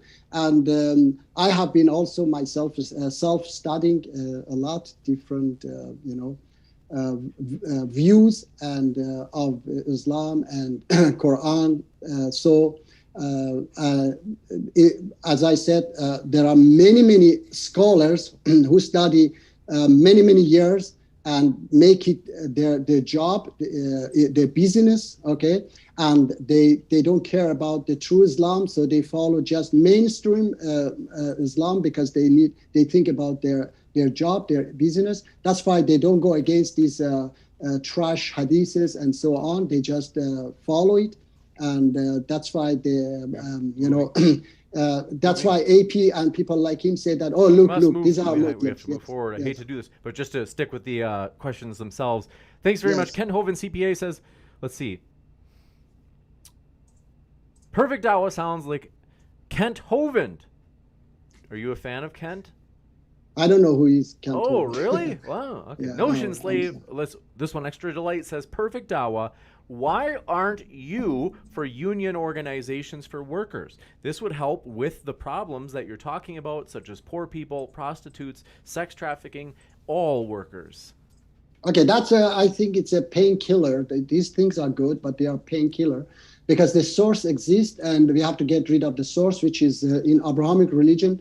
It is Satan, okay? And God wants us to get rid of the Satan. And the source, when the source is gone, everything will be gone. When the cancer is gone, all pains in entire body will, go away. By, painkiller, you just help it a little bit. So that's why these are good, but not the final answer. You got it, and thank you very much for your question. Oflamio says, are atheists also polytheists? Are polytheists also atheists? I guess it's a question for Muji because he conflated those things at the very beginning. He said that atheism brought us, gladiators and crucifixion and stuff like that. I think they are kind of the same because, their ideas. For me, I'm not going to, talk about their religion. Just I say this much because I usually like to not to attack other religions, as long as they don't, harm people. So I respect their beliefs, as long as they respect my belief, as long as they are not going to harm anybody. Even within Islam, if somebody, So people who don't believe in God, who don't believe in divine beings, are basically the same as people who sacrifice humans for gods. Fantastic. Great analogy. I didn't understand what you said. I didn't understand. AP, okay? Can you repeat it again? I said, so by that logic, people who don't believe in God are just like people who believe in multiple gods and who sacrifice things, including humans, for their gods. Very great understanding. No, I didn't say that. No, I say that I have always said that a person who doesn't believe in God and, following those commands of Allah and help people, feeding, poor and, helping orphans and so on, they are much better. Allah says that, oh mankind, okay, the best of you in the sight of Allah is the most righteous one. So they are much, much better than those who believe and go and kill innocent people like ISIS and Taliban. So that's my belief, and I have given the verses of Quran that being righteous doesn't mean that you have to believe, as you said in your past, debate. You said that, what is it? A Jew will go to hell. No, according to Islam, a Jew is not going to hell. An atheist is not going to hell as long as you do not, commit such a barbaric crime. That's very, very off topic, please. Okay. Let's move to the next one. Thank you very much for your question. Coming in from James Krause says, 1, how did Dawah come to such knowledge of Islam? And 2, how can he dismiss others who used the same technique but came to a different conclusion than him? How I came to this conclusion, he asked, because, through studying. So I don't know, those, as I explained that why they didn't come to this conclusion, because first of all, they were, it was past time, their knowledge was limited. And as I said, that many of them, they were just following their teachers. Their teachers were also following their teachers and so on. And many of them were businessmen and religion. It is in all religions. Religion was their business, okay? So when they grow up, they just follow their business, what their teacher had taught them. So that's that I can say why they didn't come to this conclusion. You got it, and thanks for your question. No Valve Gate says, if the origin of the Quran is comparable to the Book of Mormon, would it then be fair to dismiss it just as easily? To whom is that? I'm not sure. Probably to you. Give you each I don't know. I don't know Book of Mormon, so I don't know what he meant with that. I don't know the Book of Mormon. I would say yes. And I don't, as I said, I don't judge people based on their beliefs. So I don't talk against their beliefs. This one from Anton Gomez says, question, have either of you performed the Hajj, and do you think it is a positive thing in Islam since it's very good exercise? I did not. I had the chance, but did not take it. My parents did when I was much younger. So when I was a teenager, that's all I can say from experience about it. Is the question supposed to be funny? Because it kind of is. I don't know. But this one coming in from Joe Schwartz says, perfect Dawah. What can atheism learn from Islam? A lot. I read few verses of Quran. I said, stand firm for Allah and bear true testimony.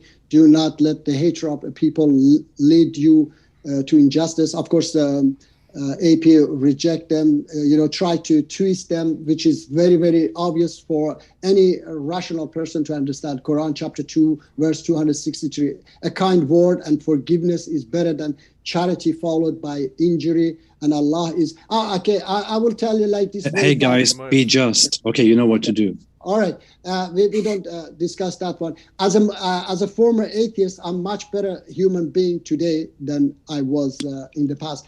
As an atheist, if you ask me do you believe in death penalty, I would say yes. But today I say no. We have no right to judge anybody. That is your fault. Punish anybody. Okay. That is your fault. That has nothing to do with your beliefs. Okay.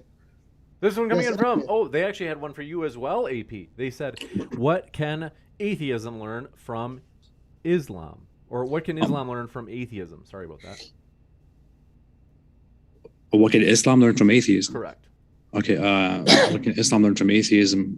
To value knowledge, to keep an open mind, to not blindly believe in all kinds of superstitious, nonsensical beliefs, and to judge independently by human rationality instead of sticking to some 7th century atrocities. This one from Aaron Johnson says, actually, Zafoxy, thanks for your kind words, says James. I'm digging the beard. Appreciate that. Aaron Johnson says, both. The Quran allows you to marry other people's wives in 2 verse 24.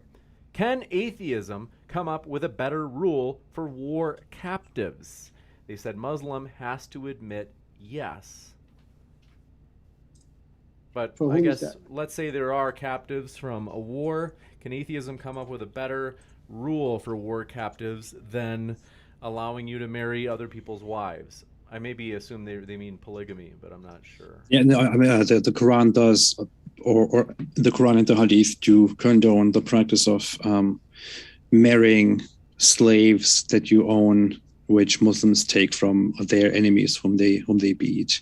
The logic there is then that the marriages to their current husbands are become invalid because as slaves of the Muslims, they now have a new contract with the Muslims, and their marriages with their disbelieving husbands are no longer applicable. Which is, of course, a very, very nice system. Yeah. Of course, you can get away from that and come with all kinds of different independent ideas, such as not taking female slaves and abusing them. Yeah. Any thoughts, Perfect Dawah? I have to say that I haven't been, studying that one closely, but I know that it is not allowed that you just have sex with, anyone, and you have to marry them, and marriage should be willingly, because if it is unwillingly, then it is rape, and it is not legal. Okay, so this is I know in many verses of Quran, of course, that you have to marry them. You cannot force them to, you cannot force them to prostitution. Okay. This one coming in from, do appreciate your question. Anton Gomez says, for both, is it possible that Muhammad was killed in the Battle of Uhud and it was covered up later in writing or by a look-alike replacement? I heard such a theory before. I had such theories before that Muhammad died before, or that Muhammad lived actually longer and was there during the conquest of Jerusalem and things like that. But honestly, I haven't really thought about them that much, haven't really considered that important. But thank you. Any thoughts, Perfect Dawah? No, of course, I don't believe, definitely. That's gotcha. That he died naturally at the age of 63, and he gave his final speech as well. But the Quran doesn't say that, does it? No, the Quran doesn't say that, but the history says that, of course. Mike, there is a verse. Sorry, there is a verse that say that I complete my favor upon you. That verse is the final verse of Prophet Muhammad. God, of course, in Quran. It's yes. not, but yeah. This one Coming in from, do appreciate it, Mike Q922, thanks for your super sticker support. And Zavoxy says, I've spoken to a few Muslims and they told me that the hadiths were all meaningless since they were not part of the Quran. What's both debaters' opinion on this? Pardon my ignorance. Well, the idea that all hadiths are invalid and unimportant is a very unpopular belief in the Muslim world that very few people follow, and most of those who do follow such a belief are ignorant people who don't really have much of an understanding of Islam and Islamic studies. If you want to dismiss hadith entirely, then you also have to dismiss the Quran, because you have no way of verifying that the Quran that you read today was indeed revealed and transcribed and compiled by righteous people and brought to you. So that's a very shaky idea to hold on to. There are some people who say that most hadiths are unreliable, or those hadiths that contradict with the Quran are unreliable. The most popular belief is that there is an established thing called hadith studies, which is a complex study of reports about things that Muhammad said and did, and that his companions said and did. And among those, many hadiths are verifiable, and some are considered definitely true, because it's impossible to make them up even by Shia Muslims. And I'm somewhere in between there. Got it. Yeah, I can say that of course there are hundreds of thousands of fabricated hadiths, but there are authentic hadiths that we need them. And I have had debate with those Quranis who reject all hadiths. And one of them is the dress of equality in Mecca when we wear that. Stoning the Satan, they are not in Quran. So if we don't follow the hadith, then how do we know what to do in Hajj? You got it. And thank you very much for this question coming in from Luigi Santoriello. Perfect Dawah, you should apologize to Ridvan, aka Apostate Prophet, for comparing him with ISIS and Taliban. This is frankly disgusting. All right. Now, I say that the way I compare him in that way, that they do the same thing. They take one. I didn't say that he's like them. He's killing people and so on. But this part that he take also one verse of Quran and say that's all. Okay, it's the same way they are doing. Now, definitely he's not like them to go and kill people around. Okay, but I'm also like Hitler. Look, I drink. Okay, yeah. If you compare, that's if you said that Jews are so and so, then I could compare you in that particular part like Hitler. Okay. I don't say that, but I know a religion, a prophet, and a religious book that say some very bad things about Jews. No, again, I have to go, and I said again, you take one verse, not other verses that Allah says about Jews and Christians that they go to heaven, they get their rewards and so on. You ignore them, okay, like them, you ignore them and take just that verse that make your agenda and say that's all, that's Quran. No, that's not, okay? So I told you that you have to put them beside other verses of Quran to take the true interpretation of them, okay? Yes. You got it, Ann. Thank you very much for your question. This one coming in from Mally Atat said, Perfect Dawah, did you come here to debate the topic or attack Apostate Prophet for his past beef? I came to debate, definitely, yes, and because Apostate Prophet, he's spreading hate against Muslims and Islam. So I'm here to I was here to prove that his judgment is based on wrong information, and he cannot, judge a simple thing that is going on in 21st century. How he can judge what happened 1400 years ago. If a judge doesn't judge correctly when you have the fingerprint, you have the DNA, everything, and you make a mistake, then how you can trust such a judge anymore? You got it. Thank you very much for your question. This one coming in from Asri Schizophrenia says, Hey AP, you will fight something that causes harm, will you not? Or are you a pacifist, thus justifying killing each other, i.e. evil? I wouldn't call it evil. I'm certainly not against violence and fighting all together.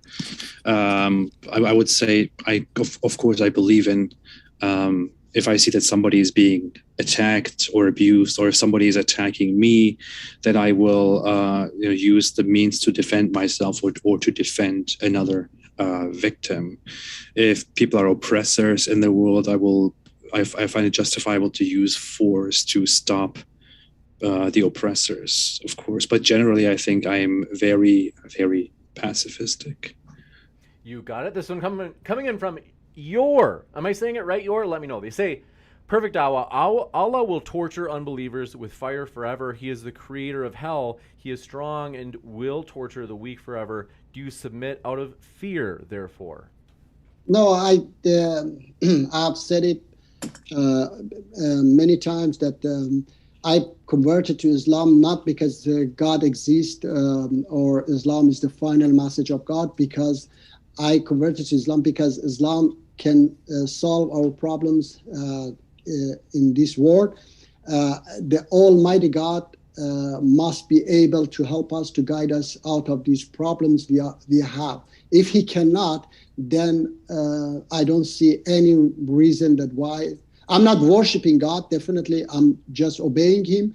And this worship is a very wrong word, because he doesn't need me as, who is nothing on this planet comparing to this vast universe, that he needs me to worship him. No, he needs me to obey him because of myself, because of my own kind, okay? Because he wants us to live, he loves us, and he wants us to live in a good world, a peaceful world. And unfortunately, people like AP, they spread, hate against others.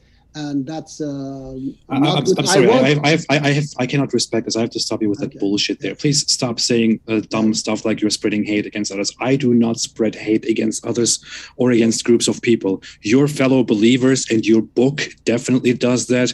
I certainly do not. And the question that was asked to you was about the disbelievers going to hell and being burned there forever, which the Quran says over and over again. So please stick to the topic. Stop with those lies. You're being very filthy right now. Yes, because you do that, and I said that I have said it that is not disbelievers. Even ISIS and Taliban, for their crimes, they will be punished. Is not for your belief or disbelief. I have read for you different verses of Quran that the best of you front of Allah, all mankind, the best of you front of Allah is the most righteous one. So you do good deeds, then you will be rewarded. Many other verses I can read, but unfortunately we don't have such as Quran 72:23, which says, whoever disobeys Allah and his messenger, then indeed for him is the fire of hell. They will abide therein forever. Wow. Okay, again, you read one verse of Quran. There are many verses of Quran that says, let's just ignore this one and look at the nice ones. Okay, so let's ignore those, and you just take this one, yeah. So either I take all of them into consideration. You just ignore this one. Yes. No. I don't ignore it. I just interpret it. Okay, this one in favor of those that Allah says that enter my paradise for what you used to do. Okay, and even Allah says that those who see the fire say that, oh Allah, send us back to the earth so that we do good deed. It doesn't say that send us back to the earth so that we believe. It says send us back so that we do good deeds. Cool story. Yes. This one coming in from Vulcan of Nocturne. Thanks for your question. This is from the chat. We got to a couple of standard questions, and we've got to wrap up because I want to get the speakers out of here by a decent time. They've already been with us for about 2 hours. So Vulcan of Nocturne, thanks for your question. Said, ask that question again. Okay, never mind. That was just something about the poll. What a wasted question. Let me find one that came in recently. This one came in from everybody. By the way, I got to tell you, folks, I'd say it's a small percent of every camp has some people in it that are desperate to say, you're being biased against my group. And it's like, oh my gosh, you phrased that question so biased. I'm like, you guys, seriously. But like I said, 99% of you are reasonable and not constantly playing the victim and saying that you're being persecuted against. Like I said, it's people from every camp, so I'm not picking on any particular group. Tomzo says, for Dawah, why didn't Allah just tell Muhammad detailed scientific facts? Wouldn't that have meant he and the first Muslims would be the most advanced? I didn't understand exactly what he meant that. Can you please explain what he meant with that? That Allah should give scientific Why facts? didn't Allah reveal, true scientific facts to Muhammad so that the Muslims would be knowledgeable and the most advanced people? That because Quran is not the book of science. He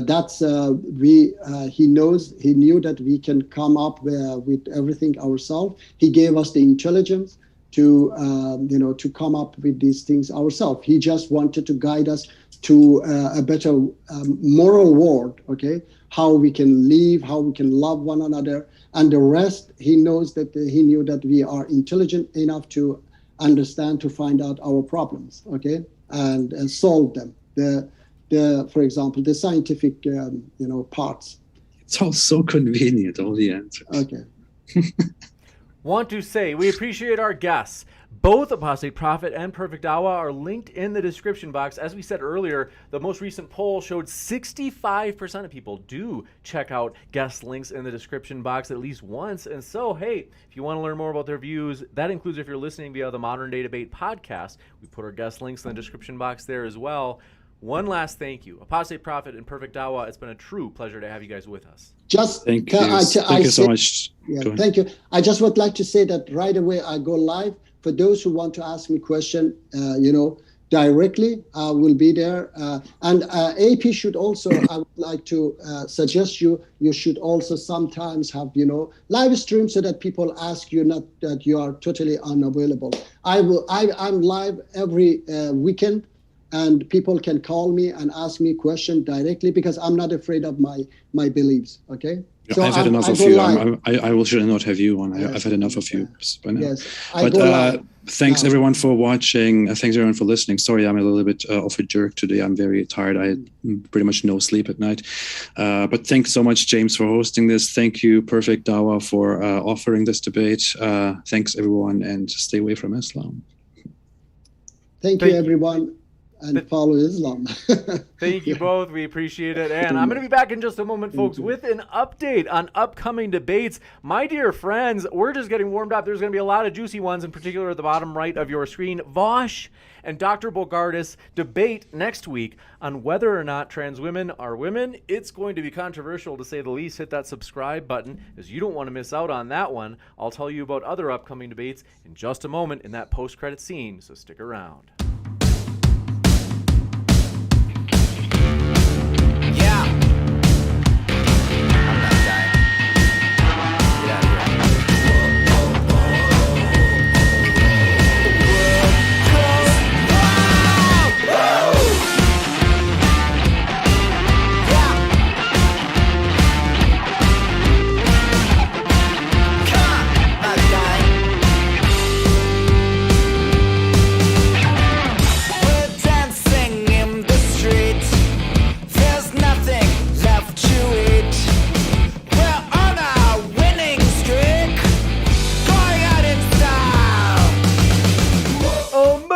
My dear friends, thrilled to have you here.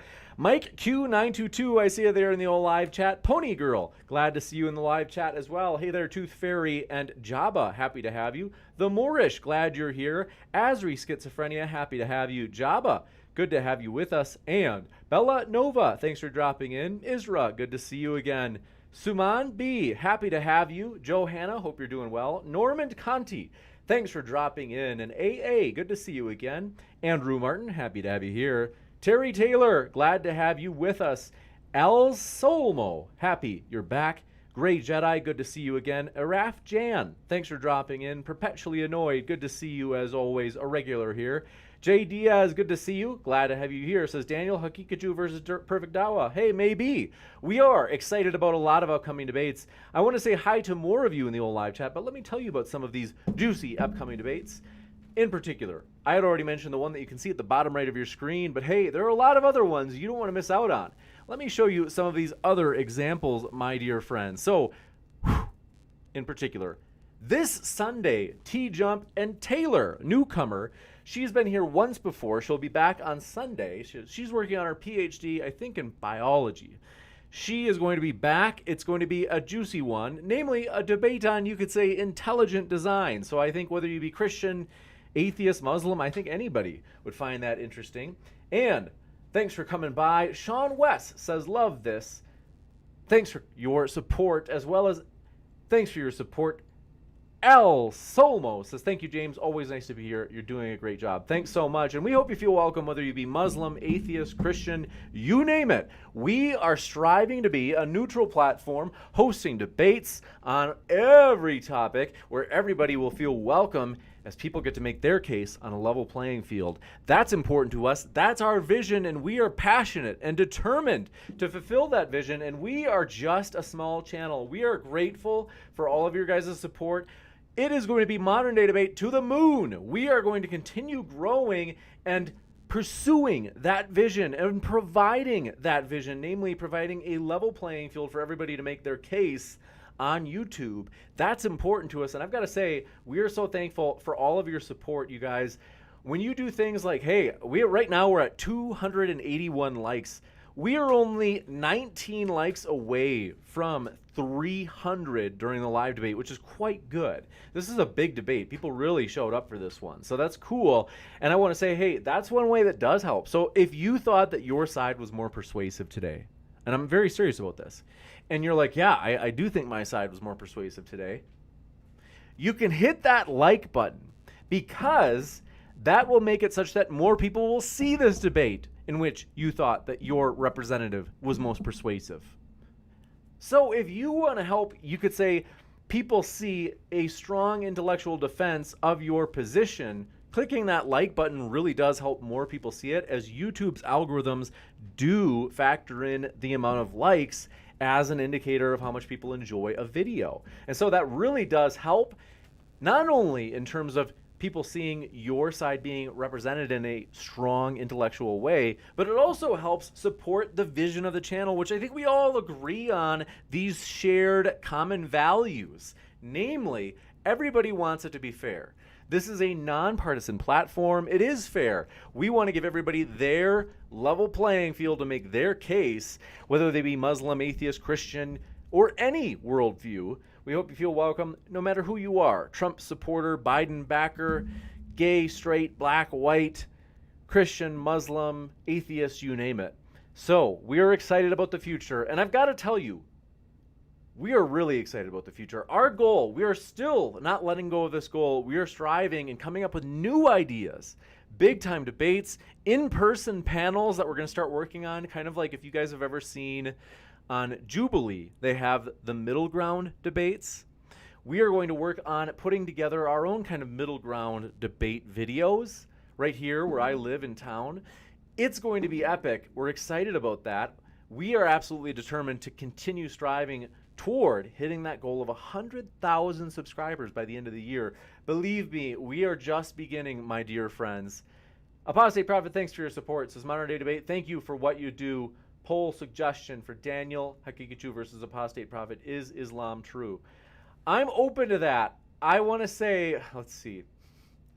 I don't want to skew it in one direction or another. Because Apostate, or what was it, Perfect Dawah also asked for a debate with Daniel Hakikachu. I'm going to humor you. Would you most enjoy a debate between Daniel Hakikachu versus AP? Let's do the old copy and paste. All right, fair enough. All right. Perfect Dawah, summarized as PD, versus a common soy boy.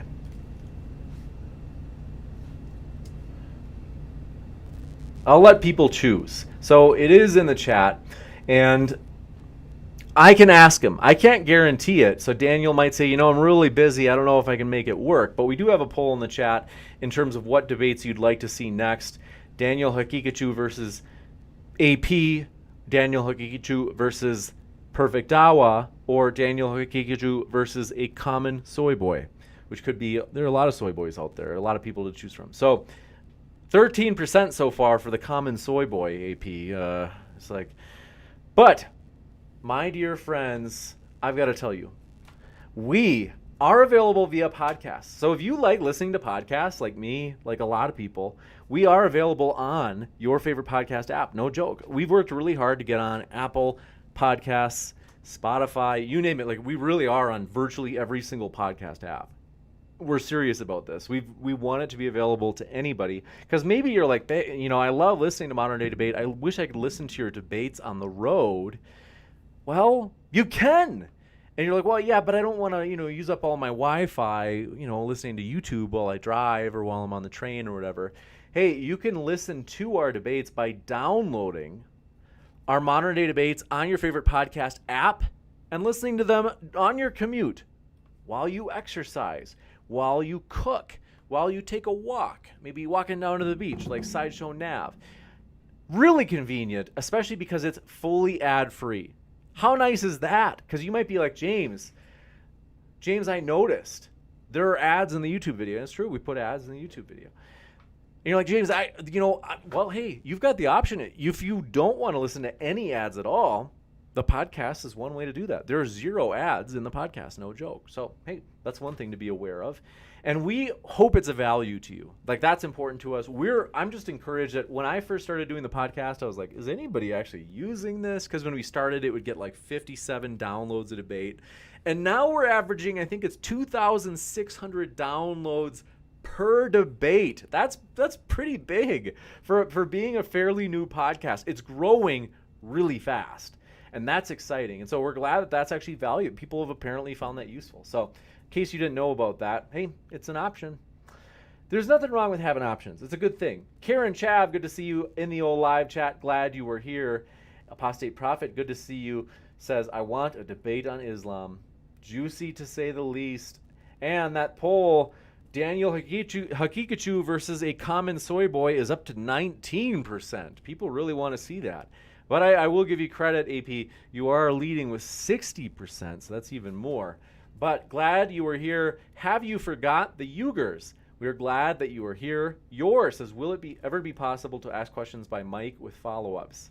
I don't know, especially with follow-ups. I'm not super into that. The reason being, oftentimes people like basically try to get into a debate with the follow-ups. And so, Blue, thanks for coming by. Now, open like a mic where people are able to ask it via audio. That actually would be cool. Like, I am open to doing that. I've got to figure out how we could do that, but I am open to it. I'm sure there's a way we could. So, for real. Blue, good to see you there in the old live chat. Sure. Thanks for dropping in. Hayward Jeb Lomi, glad to see you in the live chat again. Ganid Hiphati, thanks for coming by. We're glad you're here. As well as Christian Prince Ears and Moderate Mike. Glad to have you, Moderate Mike. As well as Kai H. Thanks for your kind words in the chat earlier. I can't remember what it was. You said something nice. Was it about the beard? I don't know. Pony Girl says, common soy boy, LOL. Identity, glad to have you here. Thanks for dropping in. As well as King 101, glad to have you here. Says Daniel Hakikachu versus Mango. We might as well address the elephant in the room. The last debate was with Apostate Prophet, and Mango T was who he went against. I didn't know it beforehand, but I came convinced afterwards that Mango was not really a Muslim, and so we took that debate down. And I've got to tell you, the reason is I have no grudge against Mango T, but we don't plan on having him on again because I asked him, are you actually a Muslim? Because we always want to make sure that people are debating things they actually believe. We tried hosting a devil's advocate debate before. The mob didn't like it. They want blood. They want people to actually have their own beliefs at stake or on the line in a debate. They're willing to, step in and say, yeah, I really believe this. I'm not just defending a position. And so that's important to us. We've decided since that one debate where we tried it and people are like, I don't really like this, it's kind of lame. We said, we're not going to do it again. It's always going to be just a straight up debate where people actually believe what they say they believe. And so Cypher23, good to have you here. Thanks for dropping in.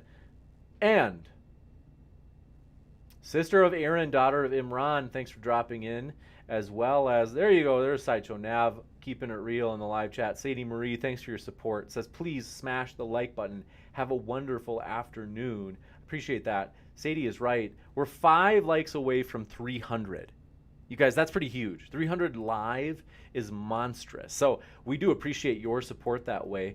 That is, like I said, more people will see this debate, and it does. It's a way to help. If you want to do a good deed for the day, it is. You know, for real, it actually does mean something to me. Like when people do like the videos, like it actually does. Like I really do appreciate it when you guys do that. So it is in a real way a good deed that you're doing, and it is a nonpartisan platform. Because you might be like, like screw James, but it's like, well, we don't have any videos, because you might be thinking like, oh, is this like maybe you're a Muslim or a Christian? You're like, is this an atheist channel where they're going to put out atheist videos where it's just a one-sided atheist video?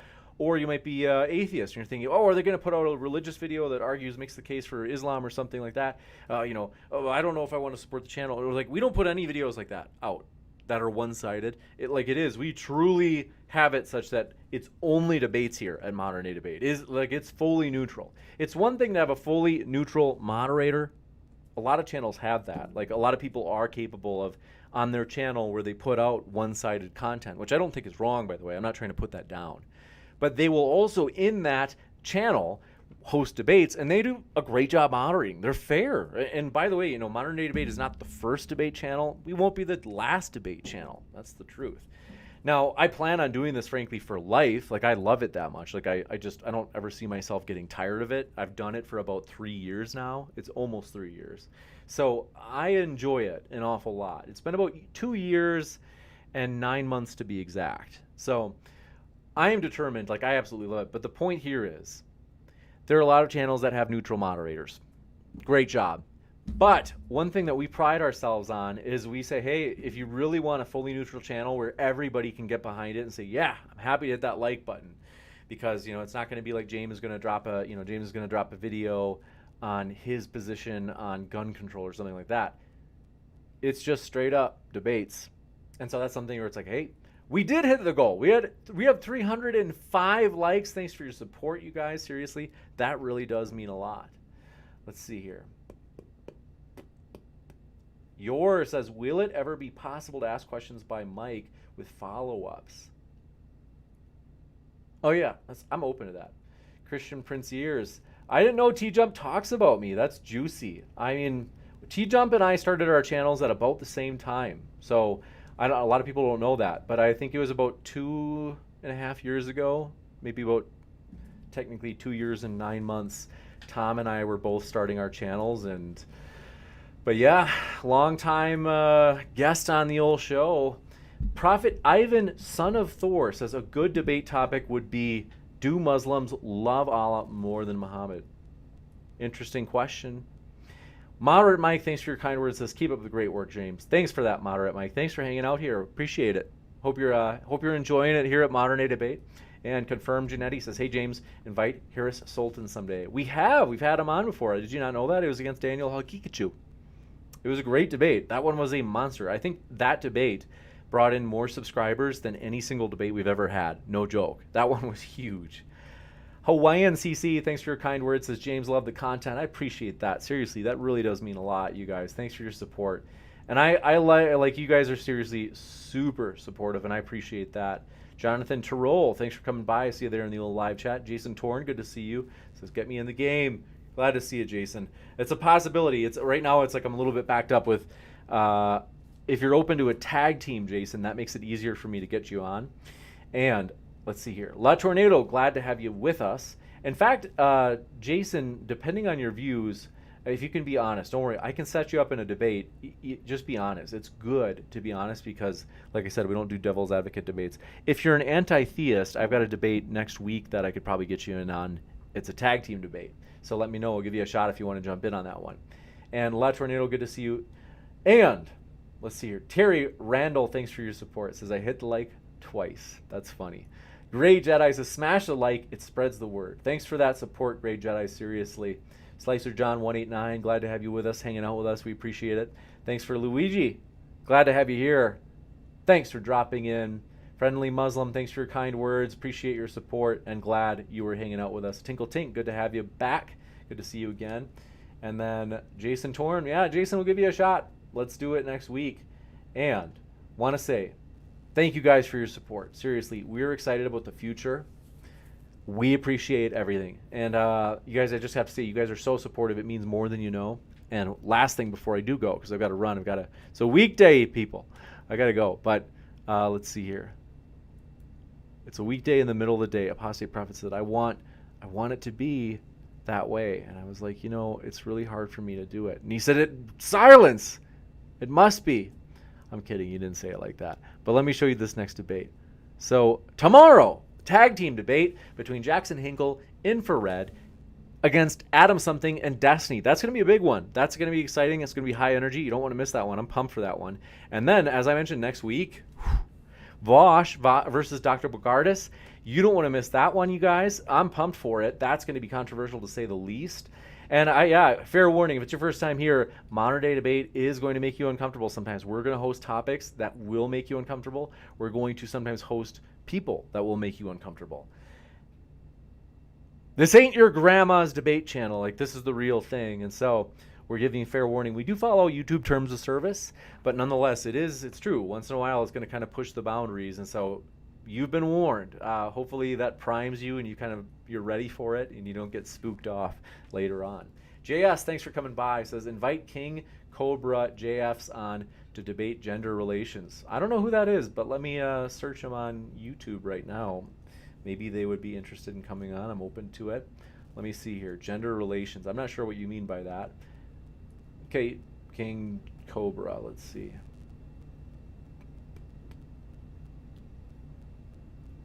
I'm open to it. You see his channel here. It's an active channel. Looks like he's still putting out videos. And also, though, Alabama Slammer, thanks for dropping in. I see you there in the old live chat. Glad to have you with us. And thank you guys, though. I'm excited. Sadie Marie, thanks for your kind words. Says, have a beautiful, we'll end it with Sadie's words. Have a beautiful Friday and a beautiful, restful weekend, everyone. Please smash that like button. Thank you. Flower emoticon. So thank you guys. Love you guys. I am excited to see you at the next one, which we anticipate is going to be tomorrow at 6 p.m. Eastern. And then we'll have another one on Sunday, as I mentioned. So I look forward to it. Thanks, everybody, for your support. I love you guys. Thanks for making this fun. Good to hang out with you at the old post-credit scene. James 119, glad to have you back. Gross Patat, good to see you again. Truth Defender is glad you made it.